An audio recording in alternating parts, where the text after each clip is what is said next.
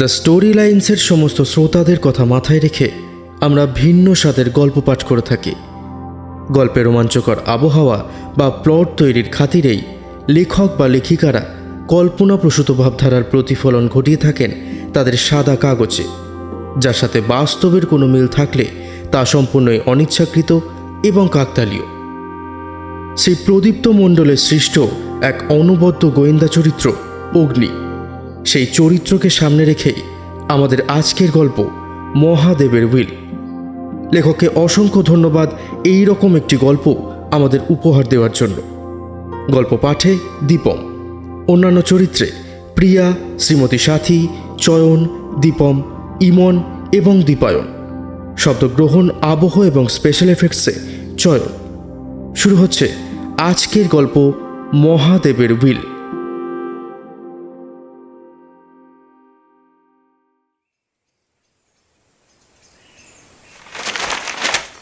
June মাসের সকাল। Drawing রুমে বসে অলসভাবে খবরের কাগজের পাতা উল্টাচ্ছি। অগ্নি আমার সামনের চেয়ারে আছোয়া অবস্থায় বসে একটা বই ওর মুখের ওপর ঢাকা দিয়ে শুয়ে আছে। কাল রাত 3টের কিছু পরে একবার জল খেতে উঠে ওর ঘরে আলো জ্বলতে দেখেছি। নিশ্চয়ই কোনো বিষয়ে পড়াশোনা করছে। ওর আচার আচরণে কিছু পরিবর্তন লক্ষ্য করেছি বেশ কিছুদিন ধরেই। সাধারণ মানুষের কাছে যেমন রাতের ঘুমটা প্রয়োজনীয়, ওর কাছে ব্যাপারটা তেমন নয়। ওকে আজকাল দিনের প্রায় যে কোনো সময় যে কোনো অবস্থায় ঘুমিয়ে পড়তে দেখি। আবার অপরদিকে রাতে মাঝে মাঝেই ওর ঘর থেকে পায়চারি করার শব্দ পাই। দিনে দিনে কেমন যেন একটা নিশাচর ভাব ফুটে উঠছে ওর মধ্যে। এইভাবে বেশি দিন চলতে থাকলে যে শরীর খারাপ করবে সে নিয়ে ওকে একবার বিধান দিতে গিয়েছিলাম বটে, কিন্তু সেসব কথা গাই করেনি। 2 দিন হলো নিশিকান্তবাবু বাড়িতে নেই। ভদ্রলোক শিলিগুড়িতে ওনার কোনো এক দুঃসম্পর্কের ভাইয়ের বাড়িতে বেড়াতে গেছেন।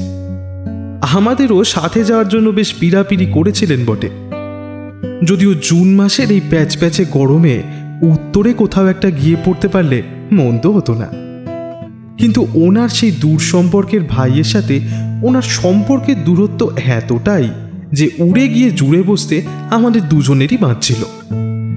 সেই থেকে আমাদের ঘাড়েই ওনার বাড়ির ভার চাপিয়ে দিয়ে ভদ্রলোক বেরিয়ে পড়েছেন। 2 দিন বেশ নিরুদ্রবেই কেটেছে, কিন্তু তৃতীয় দিনের দিন ঘটনাটা ঘটল। সিঁড়িতে দ্রুত পায়ের শব্দ পেয়ে পেছন ফিরে দেখি বছর 25-26-এর এক যুবক দাঁড়িয়ে আছে। ফুল প্যান্ট, হাফ হাতা শার্ট, মুখে দাড়ি গোঁফের লেশ মাত্র নেই। চোখ মুখের হাবভাব দেখে মনে হলো যেন ভুল করে এ বাড়িতে ঢুকে পড়েছেন। দরজা দিয়ে মাথাটা ভেতরে গলিয়ে জিজ্ঞেস করলেন, মাফ করবেন, আসলে নিচে কাউকে দেখলাম না তো। বলছি, এটাই কি নিশিকান্ত মজুমদারের বাড়ি? আমি চেয়ার ছেড়ে লোকটার দিকে এগিয়ে গেলাম। তারপর বললাম, হ্যাঁ বাড়ি তো এটাই, কিন্তু ভদ্রলোক তো বাড়িতে নেই, বেড়াতে গেছেন। আমরা ওনার টেনেন্ট। বলুন কি বলতে হবে।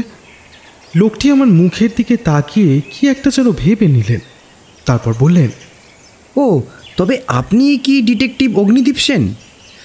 মানে কিছু মনে করবেন না, আসলে ছবির সাথে আপনার চেহারা ঠিক মিল পাচ্ছি না তো। আমি কিছুটা হেসে ভদ্রলোককে ভেতরে আসতে বলে একটা চেয়ার এগিয়ে দিলাম। ভদ্রলোক চেয়ারে বসলে পর অগ্নি ওর মুখের ওপর থেকে বইটা নামিয়ে ওনার দিকে ঘুরে বলল, এবার মিল পেলেন? দেখেছেন কীরকম ভুলটাই না করে ফেলেছি। আমার নাম শুভজিৎ বর্মন, আমি আসছি বিষ্ণুপুর থেকে।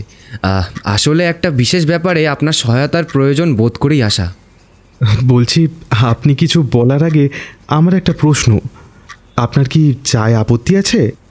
আমি বাড়ি থেকে চা খেয়েই বেরিয়েছি, আবার না খেলেও চলবে। আপনারা চাইলে খেতে পারেন। না না থাক, আপনি বরং যেটা বলতে এসেছেন সেই বিষয়েই আসুন। ভদ্রলোক অগ্নির কথা শুনে বার কয়েক আঙুল মটকালেন, কেমন একটা ইতস্তত ভাব করলেন।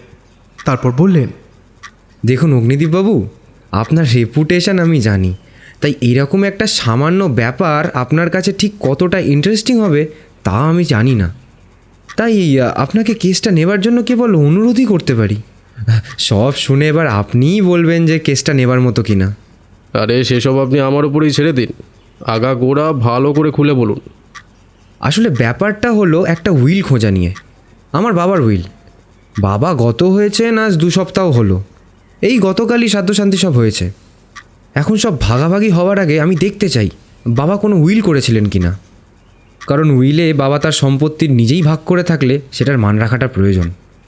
আর তাছাড়াও উইলটা তো মানুষের শেষ ইচ্ছার মতোই, বলুন। তা আপনার বাবা মারা গেলেন কিভাবে? Heart attack. আসলে বাবা প্রতিদিনই ইভিনিং ওয়াকে বেরোতেন, সেদিনও বেরিয়েছিলেন। বাড়ি ফিরে ঘন্টাখানেকের মধ্যেই অ্যাটাকটা হয়। হার্টের কি সমস্যা টমস্যা ছিল আগে থেকেই? না, সেরকম কিছুই ছিল না। তবে বাবার টাইপ 1 ডায়াবেটিস ছিল। অবশ্য প্রতিদিনই ইনসুলিন নিতেন, তাই সেটাও একরকম নিয়ন্ত্রণেই ছিল।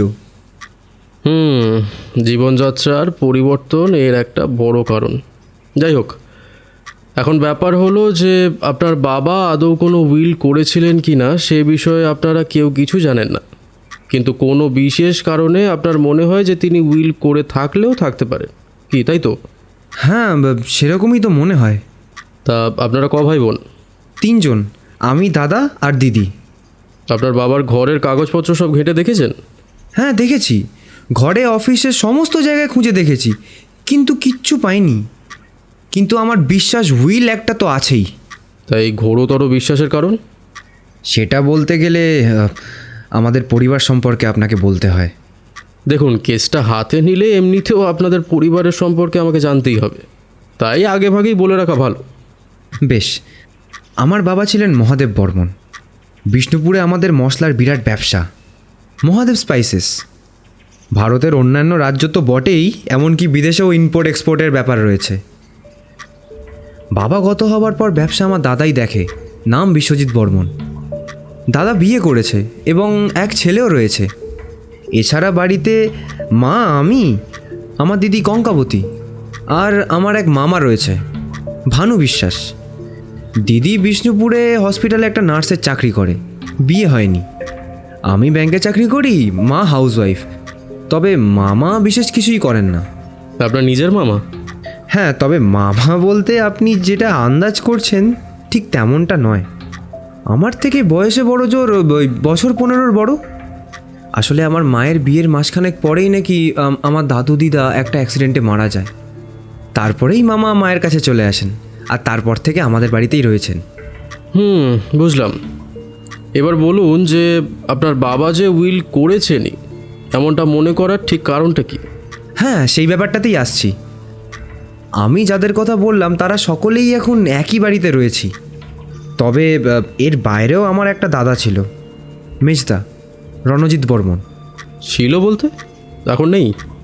সেটা বলতে পারি না। মেজদা 16 বছর বয়সেই মাধ্যমিক পরীক্ষার আগে বাড়ি ছাড়া হয়, আর ফেরেনি। ছেলে মেয়েদের মধ্যে বাবার সব থেকে প্রিয় হয়তো মেজদাই ছিল। বছরখানেকেরও বেশি সময় ধরে খোঁজা হয় তাকে, কিন্তু কোনো লাভ হয়নি। তবে বাবা বিশ্বাস করতেন মেজদা একদিন ঠিক ফিরবে। তাই আমার বিশ্বাস বাবা উইল করেছেন, এবং মেজদা কোনো দিন ফিরলে যাতে পৈতৃক সম্পত্তি থেকে বাদ না পড়ে সে ব্যবস্থাও করে গেছেন। আর এই বিষয়ে আমি নিশ্চিত। কোনোদিন কোনো চিঠিপত্রও পাননি আপনার মেজদার কাছ থেকে? না, সে বাড়ি ছেড়ে যাওয়ার সময় তার হাতে লেখা 2 লাইনের একটা চিঠি পেয়েছিলাম। চিঠিতে লেখা ছিল যে কোনো বিশেষ কারণ ছাড়াই বাড়ি ছাড়ছি, খোঁজার চেষ্টা করো না, আমি ফিরবো না। ব্যাস এইটুকুই। আসলে মেজদা ছোটোবেলা থেকেই একটু আলাদা ধরনের মানুষ ছিল। বাড়িতে কারোর সাথেই তেমন বনিবনা হতো না। আচ্ছা, আপনাদের পারিবারিক ডাক্তার বা উকিল তো ছিলই নিশ্চয়, তো ওনারা এই উইলের ব্যাপারে কিছুই বলতে পারছেন না? অসুবিধা তো ওখানেই অগ্নিদীপ বাবু। আমাদের পারিবারিক ডাক্তার যিনি ছিলেন তিনি মারা গেছেন বছর 2 আগে। আর উকিল গদাই চ্যাটার্জি হয়েছেন উন্মাদ। মাথার ব্যারাম বোধ করি আগে থেকেই ছিল, আর এখন বয়স বেড়ে আরও বিগড়ে গেছে।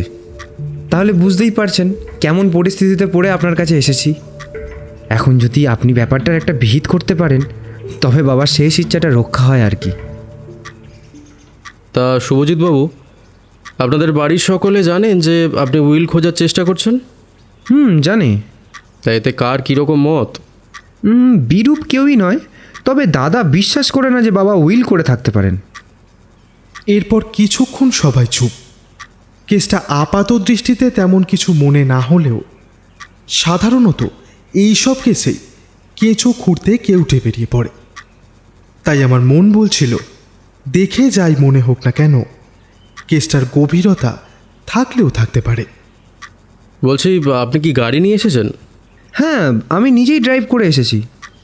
বলছি, আপনি কি এখনই যেতে চাইছেন? অবশ্য আপনার কোনো আপত্তি না থাকলে তবেই। এ কি, না না, আমার আবার আপত্তি কিসের? বরং আপনাকে অসংখ্য ধন্যবাদ, সত্যিই নিশ্চিন্ত করলেন কেসটা নিয়ে। আরে আগে গিয়ে তো দেখি কিছু করতে পারি কি না। কৃতজ্ঞতা জ্ঞাপন না হয় তারপরই করবেন। চলুন। বলছি মনোজ, চলো।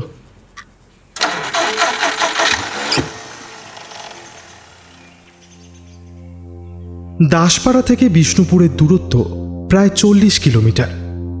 শুভজিৎবাবুর গাড়িতে যেতে সময় লাগলো প্রায় 20 মিনিট।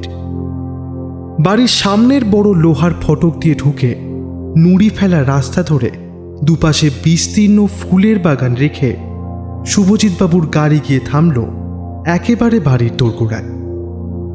গাড়ি থেকে নেমেই মনে হলো যেন কোনো প্রাসাদের সামনে দাঁড়িয়ে আছি। আমাদের নামিয়ে দিয়ে শুভজিৎবাবু গাড়ি গ্যারেজের দিকে নিয়ে গেলেন। আমরা দুজন দাঁড়িয়ে দাঁড়িয়ে বাড়ির সামনের মার্বেল পাথরের কারুকার্য করা একটা মূর্তি ও তার চারদিক দিয়ে শান বাঁধানো সুন্দর ফোয়ারার দিকে তাকিয়ে আছি। এমন সময় বাড়ির ভেতর থেকে হন্ততন্ত হয়ে একজন লোক বেরিয়ে এলো। আমাদের পাশ কাটিয়ে তেমনভাবেই চলে যেতে যেতে একবার শুধু ঘাড় ঘুরিয়ে তাকালো আমাদের দিকে। শুভজিৎবাবু এতক্ষণে ফিরে এসেছেন। উনি আমাদের পাশ কাটিয়ে চলে যাওয়া লোকটিকে একবার পেছন থেকে ডাকলেন। কি ব্যাপার প্রকাশ, কি হয়েছে? লোকটি একবার পেছন ঘুরে তাকিয়ে কোনো উত্তর না করেই তেমনভাবেই বেরিয়ে গেল। আমি জিজ্ঞেস করলাম, কি ব্যাপার, ওভাবে তাড়াহুড়ো করে বেরিয়ে গেলেন যে? কে উনি? বাবার ম্যানেজার প্রকাশ দত্ত। মাস তিনেক আগেই বাবা চাকরিটা দিয়েছিলেন, কিন্তু কথার উত্তর করলো না যে। বললেন শুভজিৎবাবু। এরপর শুভজিৎবাবু আমাদের দিকে ঘুরে হঠাৎ ব্যস্ত হয়ে বললেন, এ মা, আপনারা দাঁড়িয়ে কেন? আসুন আসুন, ভেতরে আসুন। শুভজিৎবাবুদের বাড়িখানা বাইরে থেকে যেমন, ভেতর থেকেও তেমনই বড় এবং চোখ ধাঁধানো সব জিনিসে পরিপূর্ণ। আসবাবপত্রের জাঁকজমক দেখে বিস্মিত না হয়ে পারা যায় না। মাথার ওপর ঝাল লণ্ঠনই বোধ করি 8 রকমের দেখলাম। কিছু বিদেশি আর্ট পিস, দামি অ্যান্টিক ও দামি দামি সব পেন্টিং চোখে পড়ল। শুভজিৎবাবু জানালেন, ওনার বাবা অর্থাৎ মহাদেব বর্মনের বিভিন্ন রকমের শখের মধ্যে নাকি এ সকল জিনিস সংগ্রহ করাটাও একটা শখ ছিল। ভদ্রলোক যে বেশ শৌখিন মানুষ ছিলেন তার পরিচয় সর্বত্র ছড়িয়ে রয়েছে। অবশ্য যাদের অফুরন্ত অর্থ থাকে তাদের মধ্যে এই ধরনের শখ খুবই সাধারণ ব্যাপার। ড্রয়িং রুমে বসে চা ও চিংড়ির পকোড়া সহযোগে কথা হচ্ছিল। সেখানেই শুভজিৎবাবুর দাদা বিশ্বজিৎ বর্মন ও দিদি কঙ্কাবতী দেবীর সাথে আলাপ হলো।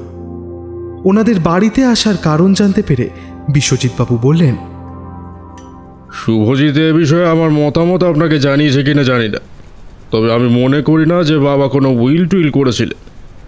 বিশেষ করে রণজিৎ যাতে পৈতৃক সম্পত্তি থেকে বাদ না পড়ে সেই জন্য তো হতেই পারে না। কেন বলুন তো, এমনটা বলছেন কেন? বলছি এই কারণে যে বাবা নিজে একজন রেসপন্সিবল মানুষ ছিলেন, সবসময় নিজের কাজ ও দায়িত্বকেই গুরুত্ব দিতেন, এবং যারা নিজের দায়িত্বের প্রতি নিষ্ঠাবান তাদেরকেও। He had a principal. কাজেই রণজিতের মতো একজন পলাতকের প্রতি সে যতই নিজের ছেলে হোক না কেন, ওর প্রতি যে বাবার কোনো সিম্পাথি ছিল না সে বিষয়ে অন্তত আমি নিশ্চিত। বিশ্বজিৎবাবুর গলার স্বরে নিজের ভাইয়ের প্রতি এমন ক্ষোভ দেখে বেশ একটু অবাকই হলাম। তা কঙ্কাবতী দেবী, আপনারও কি এই ব্যাপারে একই মত? বিষয় সম্পত্তির আমি সাথেও নেই, পাঁচেও নেই, তাই সেদিকটা আমি বলতে পারবো না। তবে হ্যাঁ, বাবা রণজিতের ব্যাপারে আমাদের সাথে কোনোদিনই খোলাখুলিভাবে কথা বলতেন না। কাজেই এত বছর পরও খুব একটা যে কেয়ার করতেন এই বিষয়ে সেটা বলতে পারি না। অন্তত আমার তো সেরকম মনে হয় না। বেশ, বুঝলাম। তাহলে আপনারা দুজনেই বলছেন যে কোনো উইল নেই, তাই তো? কিন্তু ধরুন, মানে হাইপোথেটিক্যালি স্পিকিং, যদি সত্যি সত্যি একটা উইল উদ্ধার করা হয়, সেক্ষেত্রে সেটা কারো আপত্তির কারণ হতে পারে কি? মানে? সেরকম কিছুই নয়, বলতে চাইছি যে না না, দাঁড়ান, আপনি সম্পত্তির অসম বন্টনের জেরে অশান্তির দিক ইঙ্গিত করছেন কি? আপনি বাবাকে চিনতেন না বলেই এরকম অমূলক সন্দেহের প্রকাশ করছেন। বাবা মোটেও সেরকম মানুষ ছিলেন না। আর তাছাড়াও আমরা 3 ভাই বোনে সকলেই আজ নিজের পায়ে দাঁড়িয়েছি। কেউই আর সম্পূর্ণভাবে এই বাড়ির অর্থের ওপর নির্ভরশীল নই। ও, সেক্ষেত্রে তো আমার সেরকম কিছুই বলার থাকে না। বলছি শুভজিৎবাবু, আপনার মায়ের সাথেও একবার কথা বলা প্রয়োজন, আর তারপর আপনার বাবার ঘরটাও একবার দেখব। বেশ তো, আসুন আমার সঙ্গে, মা ওপরের ঘরেই আছেন। এই বলে কিছুটা এগোলেন শুভজিৎবাবু।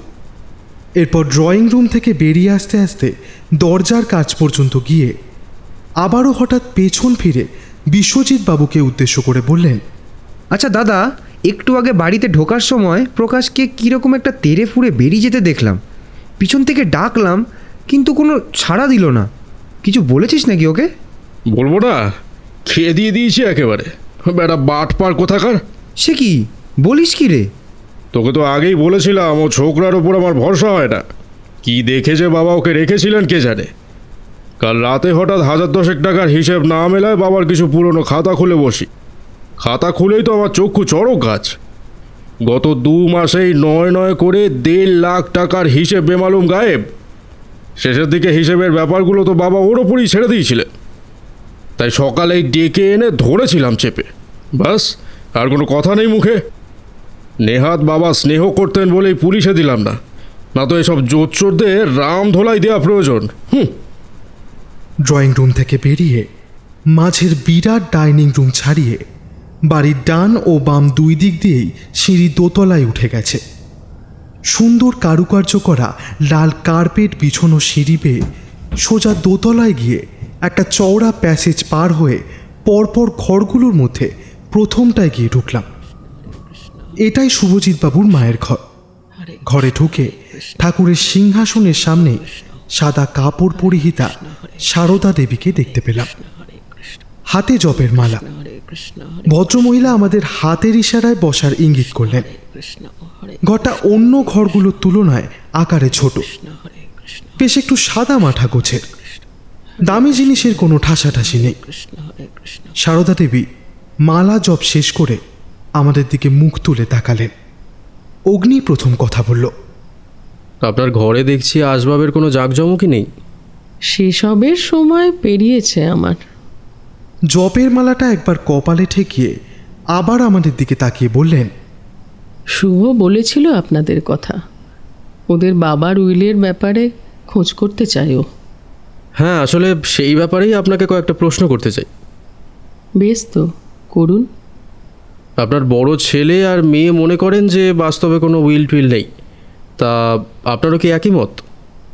বলতে পারি না, তবে উনি উইল করে থাকলেও আশ্চর্য হব না। আচ্ছা সারদা দেবী, আপনার কাছে কখনো উইলের বা উইল করার ওনার ইচ্ছের কথা প্রকাশ করেছিলেন মহাদেববাবু? না। তবে বললেন যে উইল করে থাকলেও আশ্চর্য হবেন না। সারদা দেবী কোনো উত্তর করলেন না। বোঝা গেল তিনি এই বিষয়ে কথা বলতে চান না। তাই অগ্নি প্রসঙ্গ পাল্টে জিজ্ঞেস করল, আপনার মেজ ছেলে অর্থাৎ রণজিৎ বর্মন, এর ব্যাপারে আপনার স্বামীর মনোভাব কেমন ছিল? আশাবাদী ছিলেন শেষ মুহূর্ত পর্যন্ত। আপনার কি মনে হয় সে আর কখনো ফিরবে না? হয়তো ফিরবে, যদি কখনো এই বৃদ্ধা মায়ের কথা মনে পড়ে তার। হয়তো বা পড়েই না, নইলে এসেও আসে না কেন? কথা বলতে বলতেই সারদা দেবীর চোখের কোণ চিকচিক করে উঠল। আমরা ওনাকে বিদায় জানিয়ে ঘর থেকে বেরিয়ে এলাম। ভদ্রমহিলা তেমনই নীরব এবং নিথর হয়েই বসে রইলেন। আবার প্যাসেজে এসে সেই পথেই সোজা বেশ কিছুটা গিয়ে একটা বাঁক ঘুরে প্রথম ঘরটাই মহাদেববাবুর ঘর এবং স্টাডি। ঘরটা আকারে প্রায় একটা হল ঘরের সমান। অবশ্য ঘর বলছি ঠিকই, কিন্তু যেখানে আমরা দাঁড়িয়েছিলাম সেটাকে রীতিমতো একটা মিনি মিউজিয়াম বললেও খুব বেশি বাড়াবাড়ি হয় না। কি নেই সেই ঘরে? দামি দামি অয়েল পেন্টিং, প্রচুর বাদ্যযন্ত্র, ছোট ও মাঝারি ধরনের বেশ কিছু দেশি বিদেশি স্ট্যাচু, অজস্র বই ও দেশি বিদেশি ম্যাগাজিন, নানান ধরনের বন্দুক। এছাড়া সেই ঘরে আরও একটা চোখ ধাঁধানো জিনিস হলো দেওয়ালে লাগানো স্বয়ং মহাদেব বাবুর একটি বিরাট পোর্ট্রেট। সত্যি মহাদেব বাবুর চেহারা ছিল যাকে বলে ওই নবাবী ধরনের। নবাবী পোশাক, মাথায় পাগড়ি, নাকের নিচে 2 গাল পর্যন্ত বিস্তৃত পাকানো গোঁফ, পায়ে সোনালি রঙের খড়ম, হাতে হরিণের শিংয়ের ছড়ি। এছাড়া যে জিনিসটা ওই ছবিতে সব থেকে বেশি প্রাণের সঞ্চার ঘটিয়েছে সেটা হলো মহাদেব বাবুর চোখ। ঘন কালো ওই চোখ জোড়ায় প্রখর দীপ্তি, প্রাণশক্তি ও ব্যক্তিত্বের এমন এক মেলবন্ধন ঘটেছে যে চোখে চোখ পড়লেই যেন শিউরে উঠতে হয়। শুভজিৎবাবু ও বিশ্বজিৎবাবুর মুখের বেশ মিল রয়েছে সেই ছবির সাথে। আমি ও অগ্নি দুজনেই মহাদেববাবু সেই পোর্ট্রেটটির দিকে তাকিয়ে আছি দেখে শুভজিৎবাবু বললেন, এই ছবিটা আঁকানোর জন্য ইটালি থেকে আর্টিস্ট আনানো হয়েছিল, পিয়েত্রো মার্কো। সর্বনাশ, বলেন কি? তিনি তো সেই বিখ্যাত দি হ্যাপি প্রিন্স পেন্টিংটি করেছিলেন, তাই তো? বিস্মিত হয়ে জিজ্ঞেস করল অগ্নি। আমার অবশ্য এসব আর্টের ব্যাপারে অক্ষর গোমাংস, তাই ওদের কথাই শুনছিলাম মন দিয়ে। শুভজিৎবাবু বললেন, ঠিকই ধরেছেন আপনি। তা আপনারও তো আর্টে ইন্টারেস্ট আছে দেখছি। ইন্টারেস্ট বলা ঠিক হবে কি জানি না, তবে যৎ সামান্য নলেজ আছে আর কি। সেটাও অবশ্য আমার পেশারই দরুন। অগ্নিদীপবাবু, এই হলো আমার বাবার ঘর। এখন এত কিছুর মধ্যে থেকে একটা সামান্য কাগজ, যার অস্তিত্ব সম্বন্ধেও এখনও নিশ্চিত হওয়া যায়নি, সেটা যে কিভাবে খুঁজে বার করা যাবে সে বিষয়ে বিন্দুমাত্র ধারণা নেই আমার। তাই সেই কাজটা আপনার ঘাড়েই দিলাম। ধরুন যদি কিছু নাও পাওয়া যায়, সেক্ষেত্রেও এমন একটা মূল্যবান কালেকশন খুঁটিয়ে দেখতে পাওয়াটাও তো কম সৌভাগ্যের ব্যাপার নয়। তাই বুঝি? যাক, শুনেও ভালো লাগলো। আপনারা দেখুন তাহলে, আমাকে একবার বেরোতে হবে, এই ঘণ্টাখানেকের মধ্যেই ফিরব। আর হ্যাঁ, আপনাদের যদি কোনো কিছুর প্রয়োজন হয় তাহলে বাড়ির চাকর রয়েছে, বা বাড়ির কাউকে ডেকে নিতে পারেন। নিশ্চয়ই নিশ্চয়ই। এরপর আমাদের মহাদেববাবুর সেই বিশাল স্টাডিতে রেখে শুভজিৎবাবু প্রস্থান করলেন। কি মনে হচ্ছে, পাওয়া যাবে কিছু? অগ্নিকে জিজ্ঞেস করলাম আমি, কিন্তু ওর হাবভাব এমন যেন আমার কথা ওর কানেই গেল না। উজ্জ্বল চোখে শুধু একটার পর একটা জিনিস হাতে তুলে নিচ্ছে ও, আর সেগুলোকে বেশ ভালোভাবেই নিরীক্ষণ করছে। অগত্যা আমি ঘরের এদিক থেকে ওদিকে পায়চারি করে শেষে বইগুলো দেখতে লাগলাম। বলা তো যায় না, হয়তো কোনো একটা বইয়ের মধ্যেই উইলখানা গুঁজে রেখেছেন মহাদেববাবু। ভারতীয় সাহিত্য, বিশ্ব সাহিত্য, স্থাপত্য, ভাস্কর্য, ইতিহাস, দেশি বিদেশি আর্ট, রূপকথা, বিজ্ঞান থেকে শুরু করে মিউজিক, এমনকি রান্নার বই পর্যন্ত পেলাম সেখান থেকে। কিন্তু যে জিনিসটা সন্ধান করছি সেটার দেখা মিলল না। এভাবে প্রায় 20 মিনিট চলার পর দরজার বাইরে একটা খুটখাট শব্দ পেয়ে সেদিকে তাকিয়ে দেখি একটা বছর 5-6 বাচ্চা ছেলে দরজার বাইরে দাঁড়িয়ে আমাদের দিকেই দেখছে। শুভজিৎবাবু বলেছিলেন তার দাদার একটি ছেলে রয়েছে। চোখে চোখ পড়তেই ছেলেটি গুটি গুটি পায়ে আমাদের কাছে এসে দাঁড়ালো। আমি জিজ্ঞেস করলাম, কি নাম তোমার? পিন্টু। তোমরা কে? আমরা তোমার কাকার বন্ধু। তোমরা দাদুর ঘরে কি করছো? একটা দরকারি কাগজ খুঁজছি, তোমার ঠাকুরদার। তুমি খুঁজতে সাহায্য করবে আমাদের? না, দাদু বকবে দাদু জিনিসে হাত দিলে। এতক্ষণে অগ্নি আমাদের পেছনে এসে দাঁড়িয়েছিল। নিচু হয়ে ঝুঁকে পিন্টুর নাকটা একটু টেনে দিয়ে বলল, তা পিন্টু বাবু, ঠাকুরদা বকা দিত বুঝি? আগে দিত না, একবার একটা শামুক ভেঙেছিলুম, তাই বকা দিয়েছিল। মহাদেববাবুর একটা চমৎকার সামুদ্রিক ঝিনুকের কালেকশন আছে দেওয়ালে টাঙানো। হয়তো কোনো সময় সেটারই একটা ভেঙেছিল পিন্টু। অগ্নি পিন্টুকে কোলে তুলে নিয়ে পাশের একটা পিয়ানোর সামনে টুলে বসিয়ে দিয়ে বলল, এটা বাজাতে পারো তুমি? পিন্টু পিয়ানোর কিবোর্ডে হাত দিয়ে টুংটাং শব্দ করতে লাগলো। দাদু ভালো বাজাতো। আমি পারি না। আচ্ছা পিন্টু বাবু, তোমার ঠাকুরদা কি এই সবই বাজাতে পারতেন? তুমি ওনার বাজনা শুনেছো? হ্যাঁ, মাঝে মাঝেই বাজাতো। দাদুকে যেদিন ওরা সবাই মিলে নিয়ে গেল সেদিনও শুনেছি বাঁশির শব্দ। বাঁশি? তুমি বাঁশির শব্দ চেনো? হ্যাঁ চিনি, টিভিতে দেখেছি তো। এমন সময় পেছনে পায়ের শব্দ পেয়ে ফিরে দেখি কঙ্কাবতী দেবী এসে দাঁড়িয়েছেন। আমাদের দেখে প্রশ্ন করলেন, ও বুঝি আপনাদের খুব বিরক্ত করছে? না না, মোটেই না, ভারী মিষ্টি ছেলে ও। পিন্টু বাবা, চলে এসো, ওনাদের কাজ করতে দাও। আপনারা চা খাবেন তো? আমি পাঠিয়ে দিচ্ছি। এই বলে পিন্টুকে নিয়ে বেরিয়ে গেলেন কঙ্কাবতী দেবী। আমি পিছন ঘুরে দেখি অগ্নি আবারও ওর কাজে লেগে পড়েছে। পশ্চিম দিকের দেওয়ালের পাশে একটা চেয়ারের ওপর দাঁড়িয়ে হাত দিয়ে দেওয়ালে ঠকঠক শব্দ করে দেখছে। দেওয়ালের মধ্যে কোথাও ফাঁপা থাকলে বা কোনো গুপ্ত দরজা থাকলে ওভাবে শব্দ করে তা বোঝা যায়। অগ্নির দেখা দেখি আমিও ওভাবে বিভিন্ন জিনিস নিরীক্ষণ করে দেখতে লাগলাম। শুভজিৎবাবু ফিরলেন প্রায় 1.5 ঘন্টা পর। ততক্ষণে আমরা মহাদেববাবু স্টাডির প্রায় সব জায়গাতেই চোখ বুলিয়ে নিয়েছি, কিন্তু কাজের কাজ কিছুই হয়নি। উইলের টিকিটিও এখনো খুঁজে পাইনি আমরা। শুভজিৎবাবু বললেন, বলছি বেলা প্রায় 12টা বাজে, আপনারা স্নান খাওয়া এখানেই সারবেন তো? না না শুভজিৎবাবু, আজকের মতো আমরা বাড়ি ফিরবো। তবে কয়েকটা বই আর কয়েকটা ম্যাগাজিন আমি সঙ্গে নিয়ে যেতে চাই। ওগুলো পড়লে মহাদেববাবুর কালেকশন সম্পর্কে আরও জানা যাবে। আর 4টে পয়সাওয়ালা লোকের মতন আপনার বাবা নেহাত টাকা আছে বলেই এলোপাথারি জিনিস কিনতেন না। দামি জিনিস পরখ করে কিনতে জানতেন তিনি। এখানে যে যে 8 পিস রয়েছে সেগুলোর সবগুলোর সম্বন্ধেই এই বই আর ম্যাগাজিনগুলোতে নানা লেখা রয়েছে। ব্যাকগ্রাউন্ড চেক করে তবেই কোনো দামি জিনিস কিনতেন তিনি। এগুলো যে কোনো মিউজিয়ামে দিলে তারা একেবারে লুফে নেবে। বাবার মৃত্যুর পর জিনিসগুলো মিউজিয়ামে দেবার কথা বাবা নিজেই বলেছিলেন। আসলে আমাদের বাড়িতে এসবের মূল্য ঠিক কেউই বুঝবে না, তাই তেমন যত্নও হবে না। আর তাই একদিক দিয়ে সেটাই ঠিক। ওই যে ওপাশের মূর্তিটা দেখছেন, দক্ষিণ দিকের দেওয়ালে একটা খোপের মধ্যে দাঁড় করানো মাঝারি ধরনের বাদামি ও কালো রঙের একটা মূর্তির দিকে আঙুল দিয়ে নির্দেশ করলেন শুভজিৎবাবু।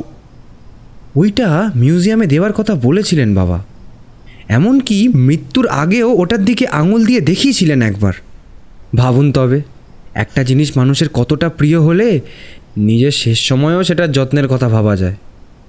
সত্যি বাবা ওয়াজ আ পিকুলিয়ার পারসন।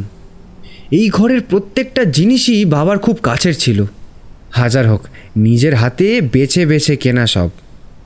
অগ্নি এগিয়ে গিয়ে মূর্তিটার সামনে দাঁড়ালো, তারপর বলল, গ্রিকদের ওয়াইনের দেবতা ডায়োনিসিয়াসের মূর্তি, তাই না? আপনি বলছেন যখন তখন হবে হয়তো। ওই যে বললাম, বাবার এসব ব্যাপারের গুণাগুণটা আমরা কেউই পাইনি বাবার কাছ থেকে। বাবা বেঁচে থাকতে আপনার সাথে দেখা হলে খুব খুশি হতেন জানেন। আমিও খুশি হতাম ওনার মতো একজনের সাথে পরিচয় করতে পারলে। আচ্ছা, মহাদেববাবুর অফিসে এখন কি কি রয়েছে?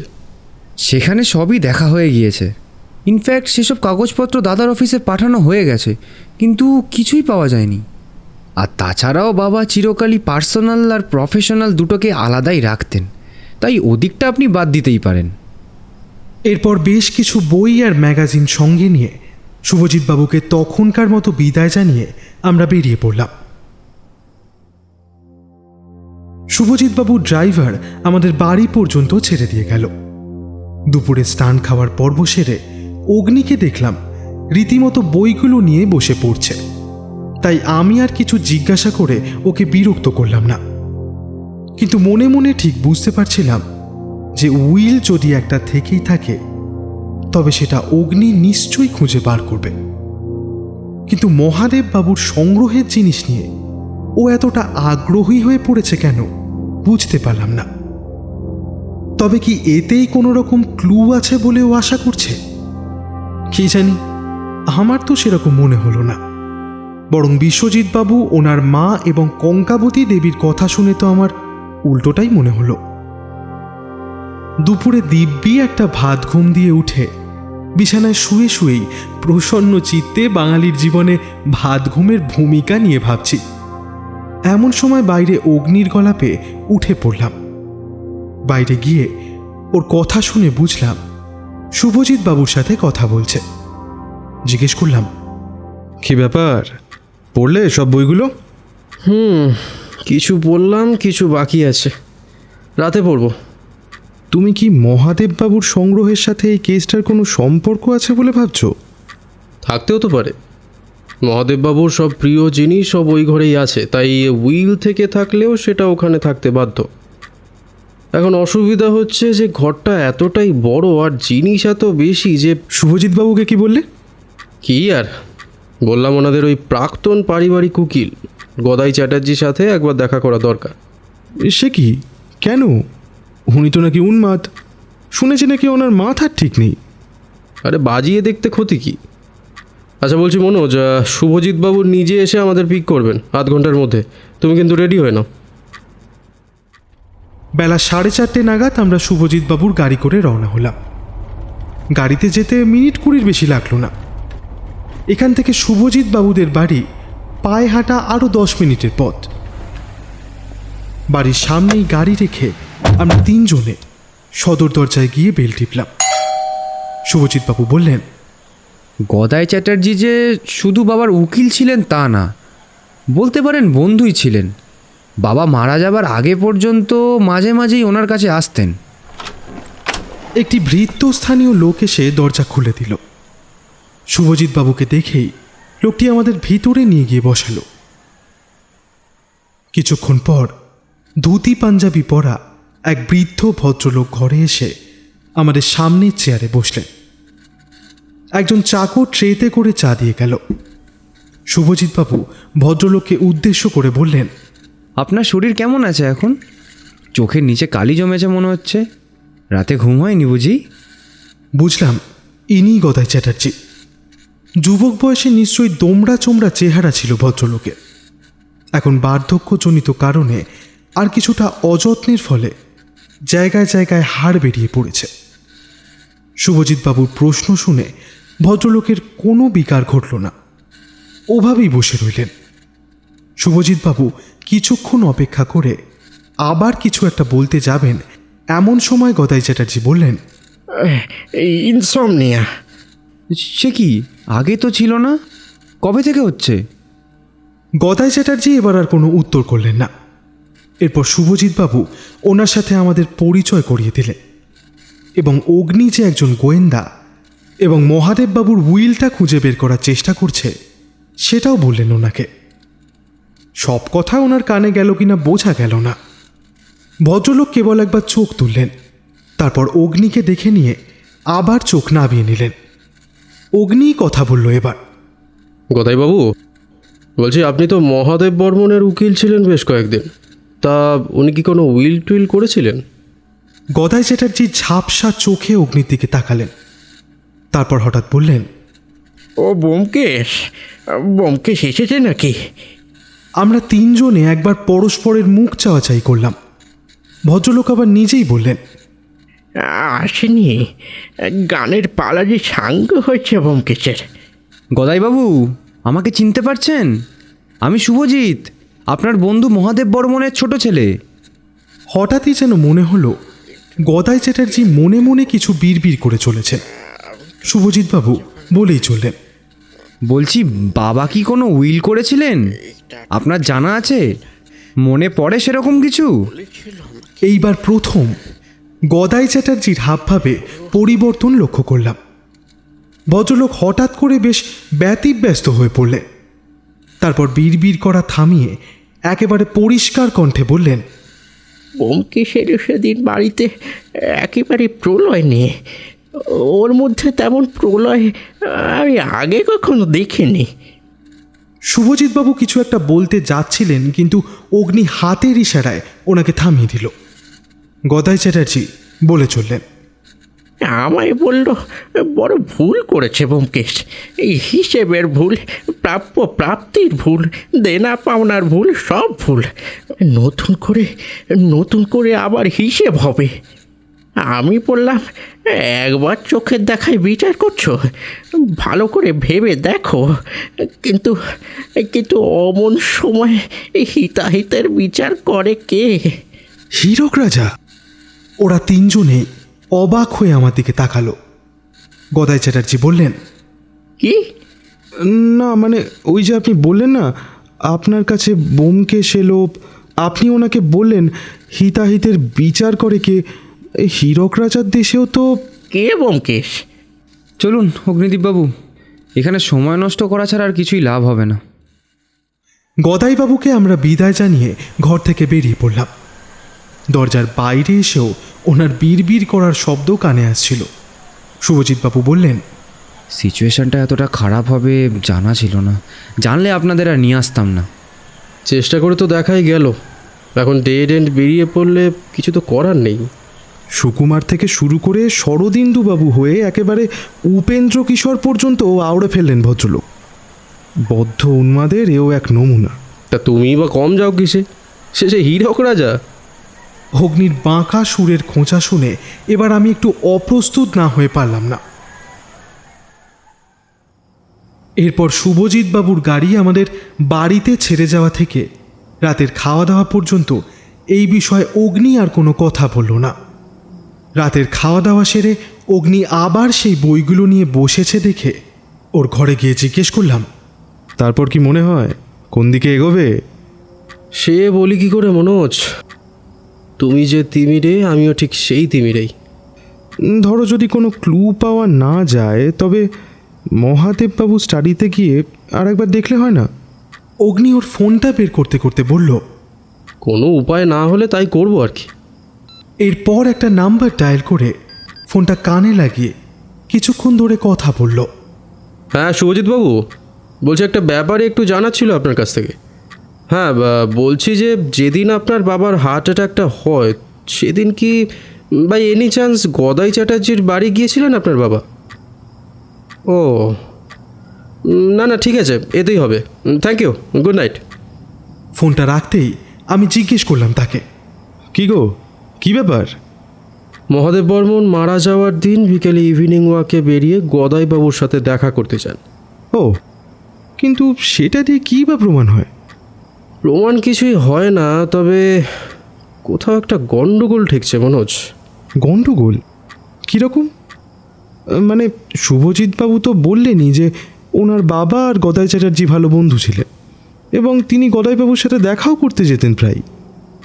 অগ্নি আর কোনো উত্তর করল না, কিন্তু আমি ওর ঘোলাটে চোখে দৃষ্টি দেখে বেশ বুঝলাম যে ও চিন্তামগ্ন হয়ে পড়েছে।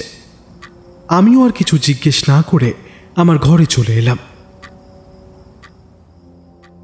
রাতে শুয়ে শুয়ে একটা অদ্ভুত স্বপ্ন দেখলাম। দেখলাম মহাদেববাবু ওনার ঘরে একতারা কাগজ কোথাও একটা লুকিয়ে রেখেছেন, আর শুভজিৎবাবু অগ্নিকে হাত ধরে টানতে টানতে দোতলার সেই ঘরের দরজার বাইরে নিয়ে গিয়ে দাঁড় করিয়ে ভেতরে উঁকি দিতে বলছেন। শুভজিৎবাবুর চোখে কেমন যেন একটা লোভ আর উন্মত্ত উন্মাদনা মেশানো দৃষ্টি, জিভ আর ঠোঁটের পাশ দিয়ে লালা গড়িয়ে পড়ছে। অগ্নি শুভজিৎবাবুর কথা মতো দরজার আড়াল থেকে ঘরের ভেতরে উঁকি দিতে যাবে, ঠিক সেই সময় প্যাসেজের উল্টো দিক থেকে গদাই চ্যাটার্জি শিম্পাঞ্জির মতো লাফাতে লাফাতে এসে বললেন, ব্যোমকেশ নাকি আর আসবে না। রাত তখন কটা জানি না, হঠাৎ ঘুমটা ভেঙে গিয়ে ধড়ফড় করে বিছানায় উঠে বসলাম। এমন উদ্ভট স্বপ্ন এর আগে আমি কখনো দেখিনি। অন্ধকারে এদিক ওদিক তাকিয়ে দেখি ভেজানো দরজার ফাঁক দিয়ে সরু আলোর রেখা আমার ঘরে এসে পড়েছে। বুঝলাম অগ্নি এখনও জেগে আছে। হাত বাড়িয়ে ফোনটা পাশের টেবিল থেকে নিয়ে সময় দেখলাম রাত 3টে।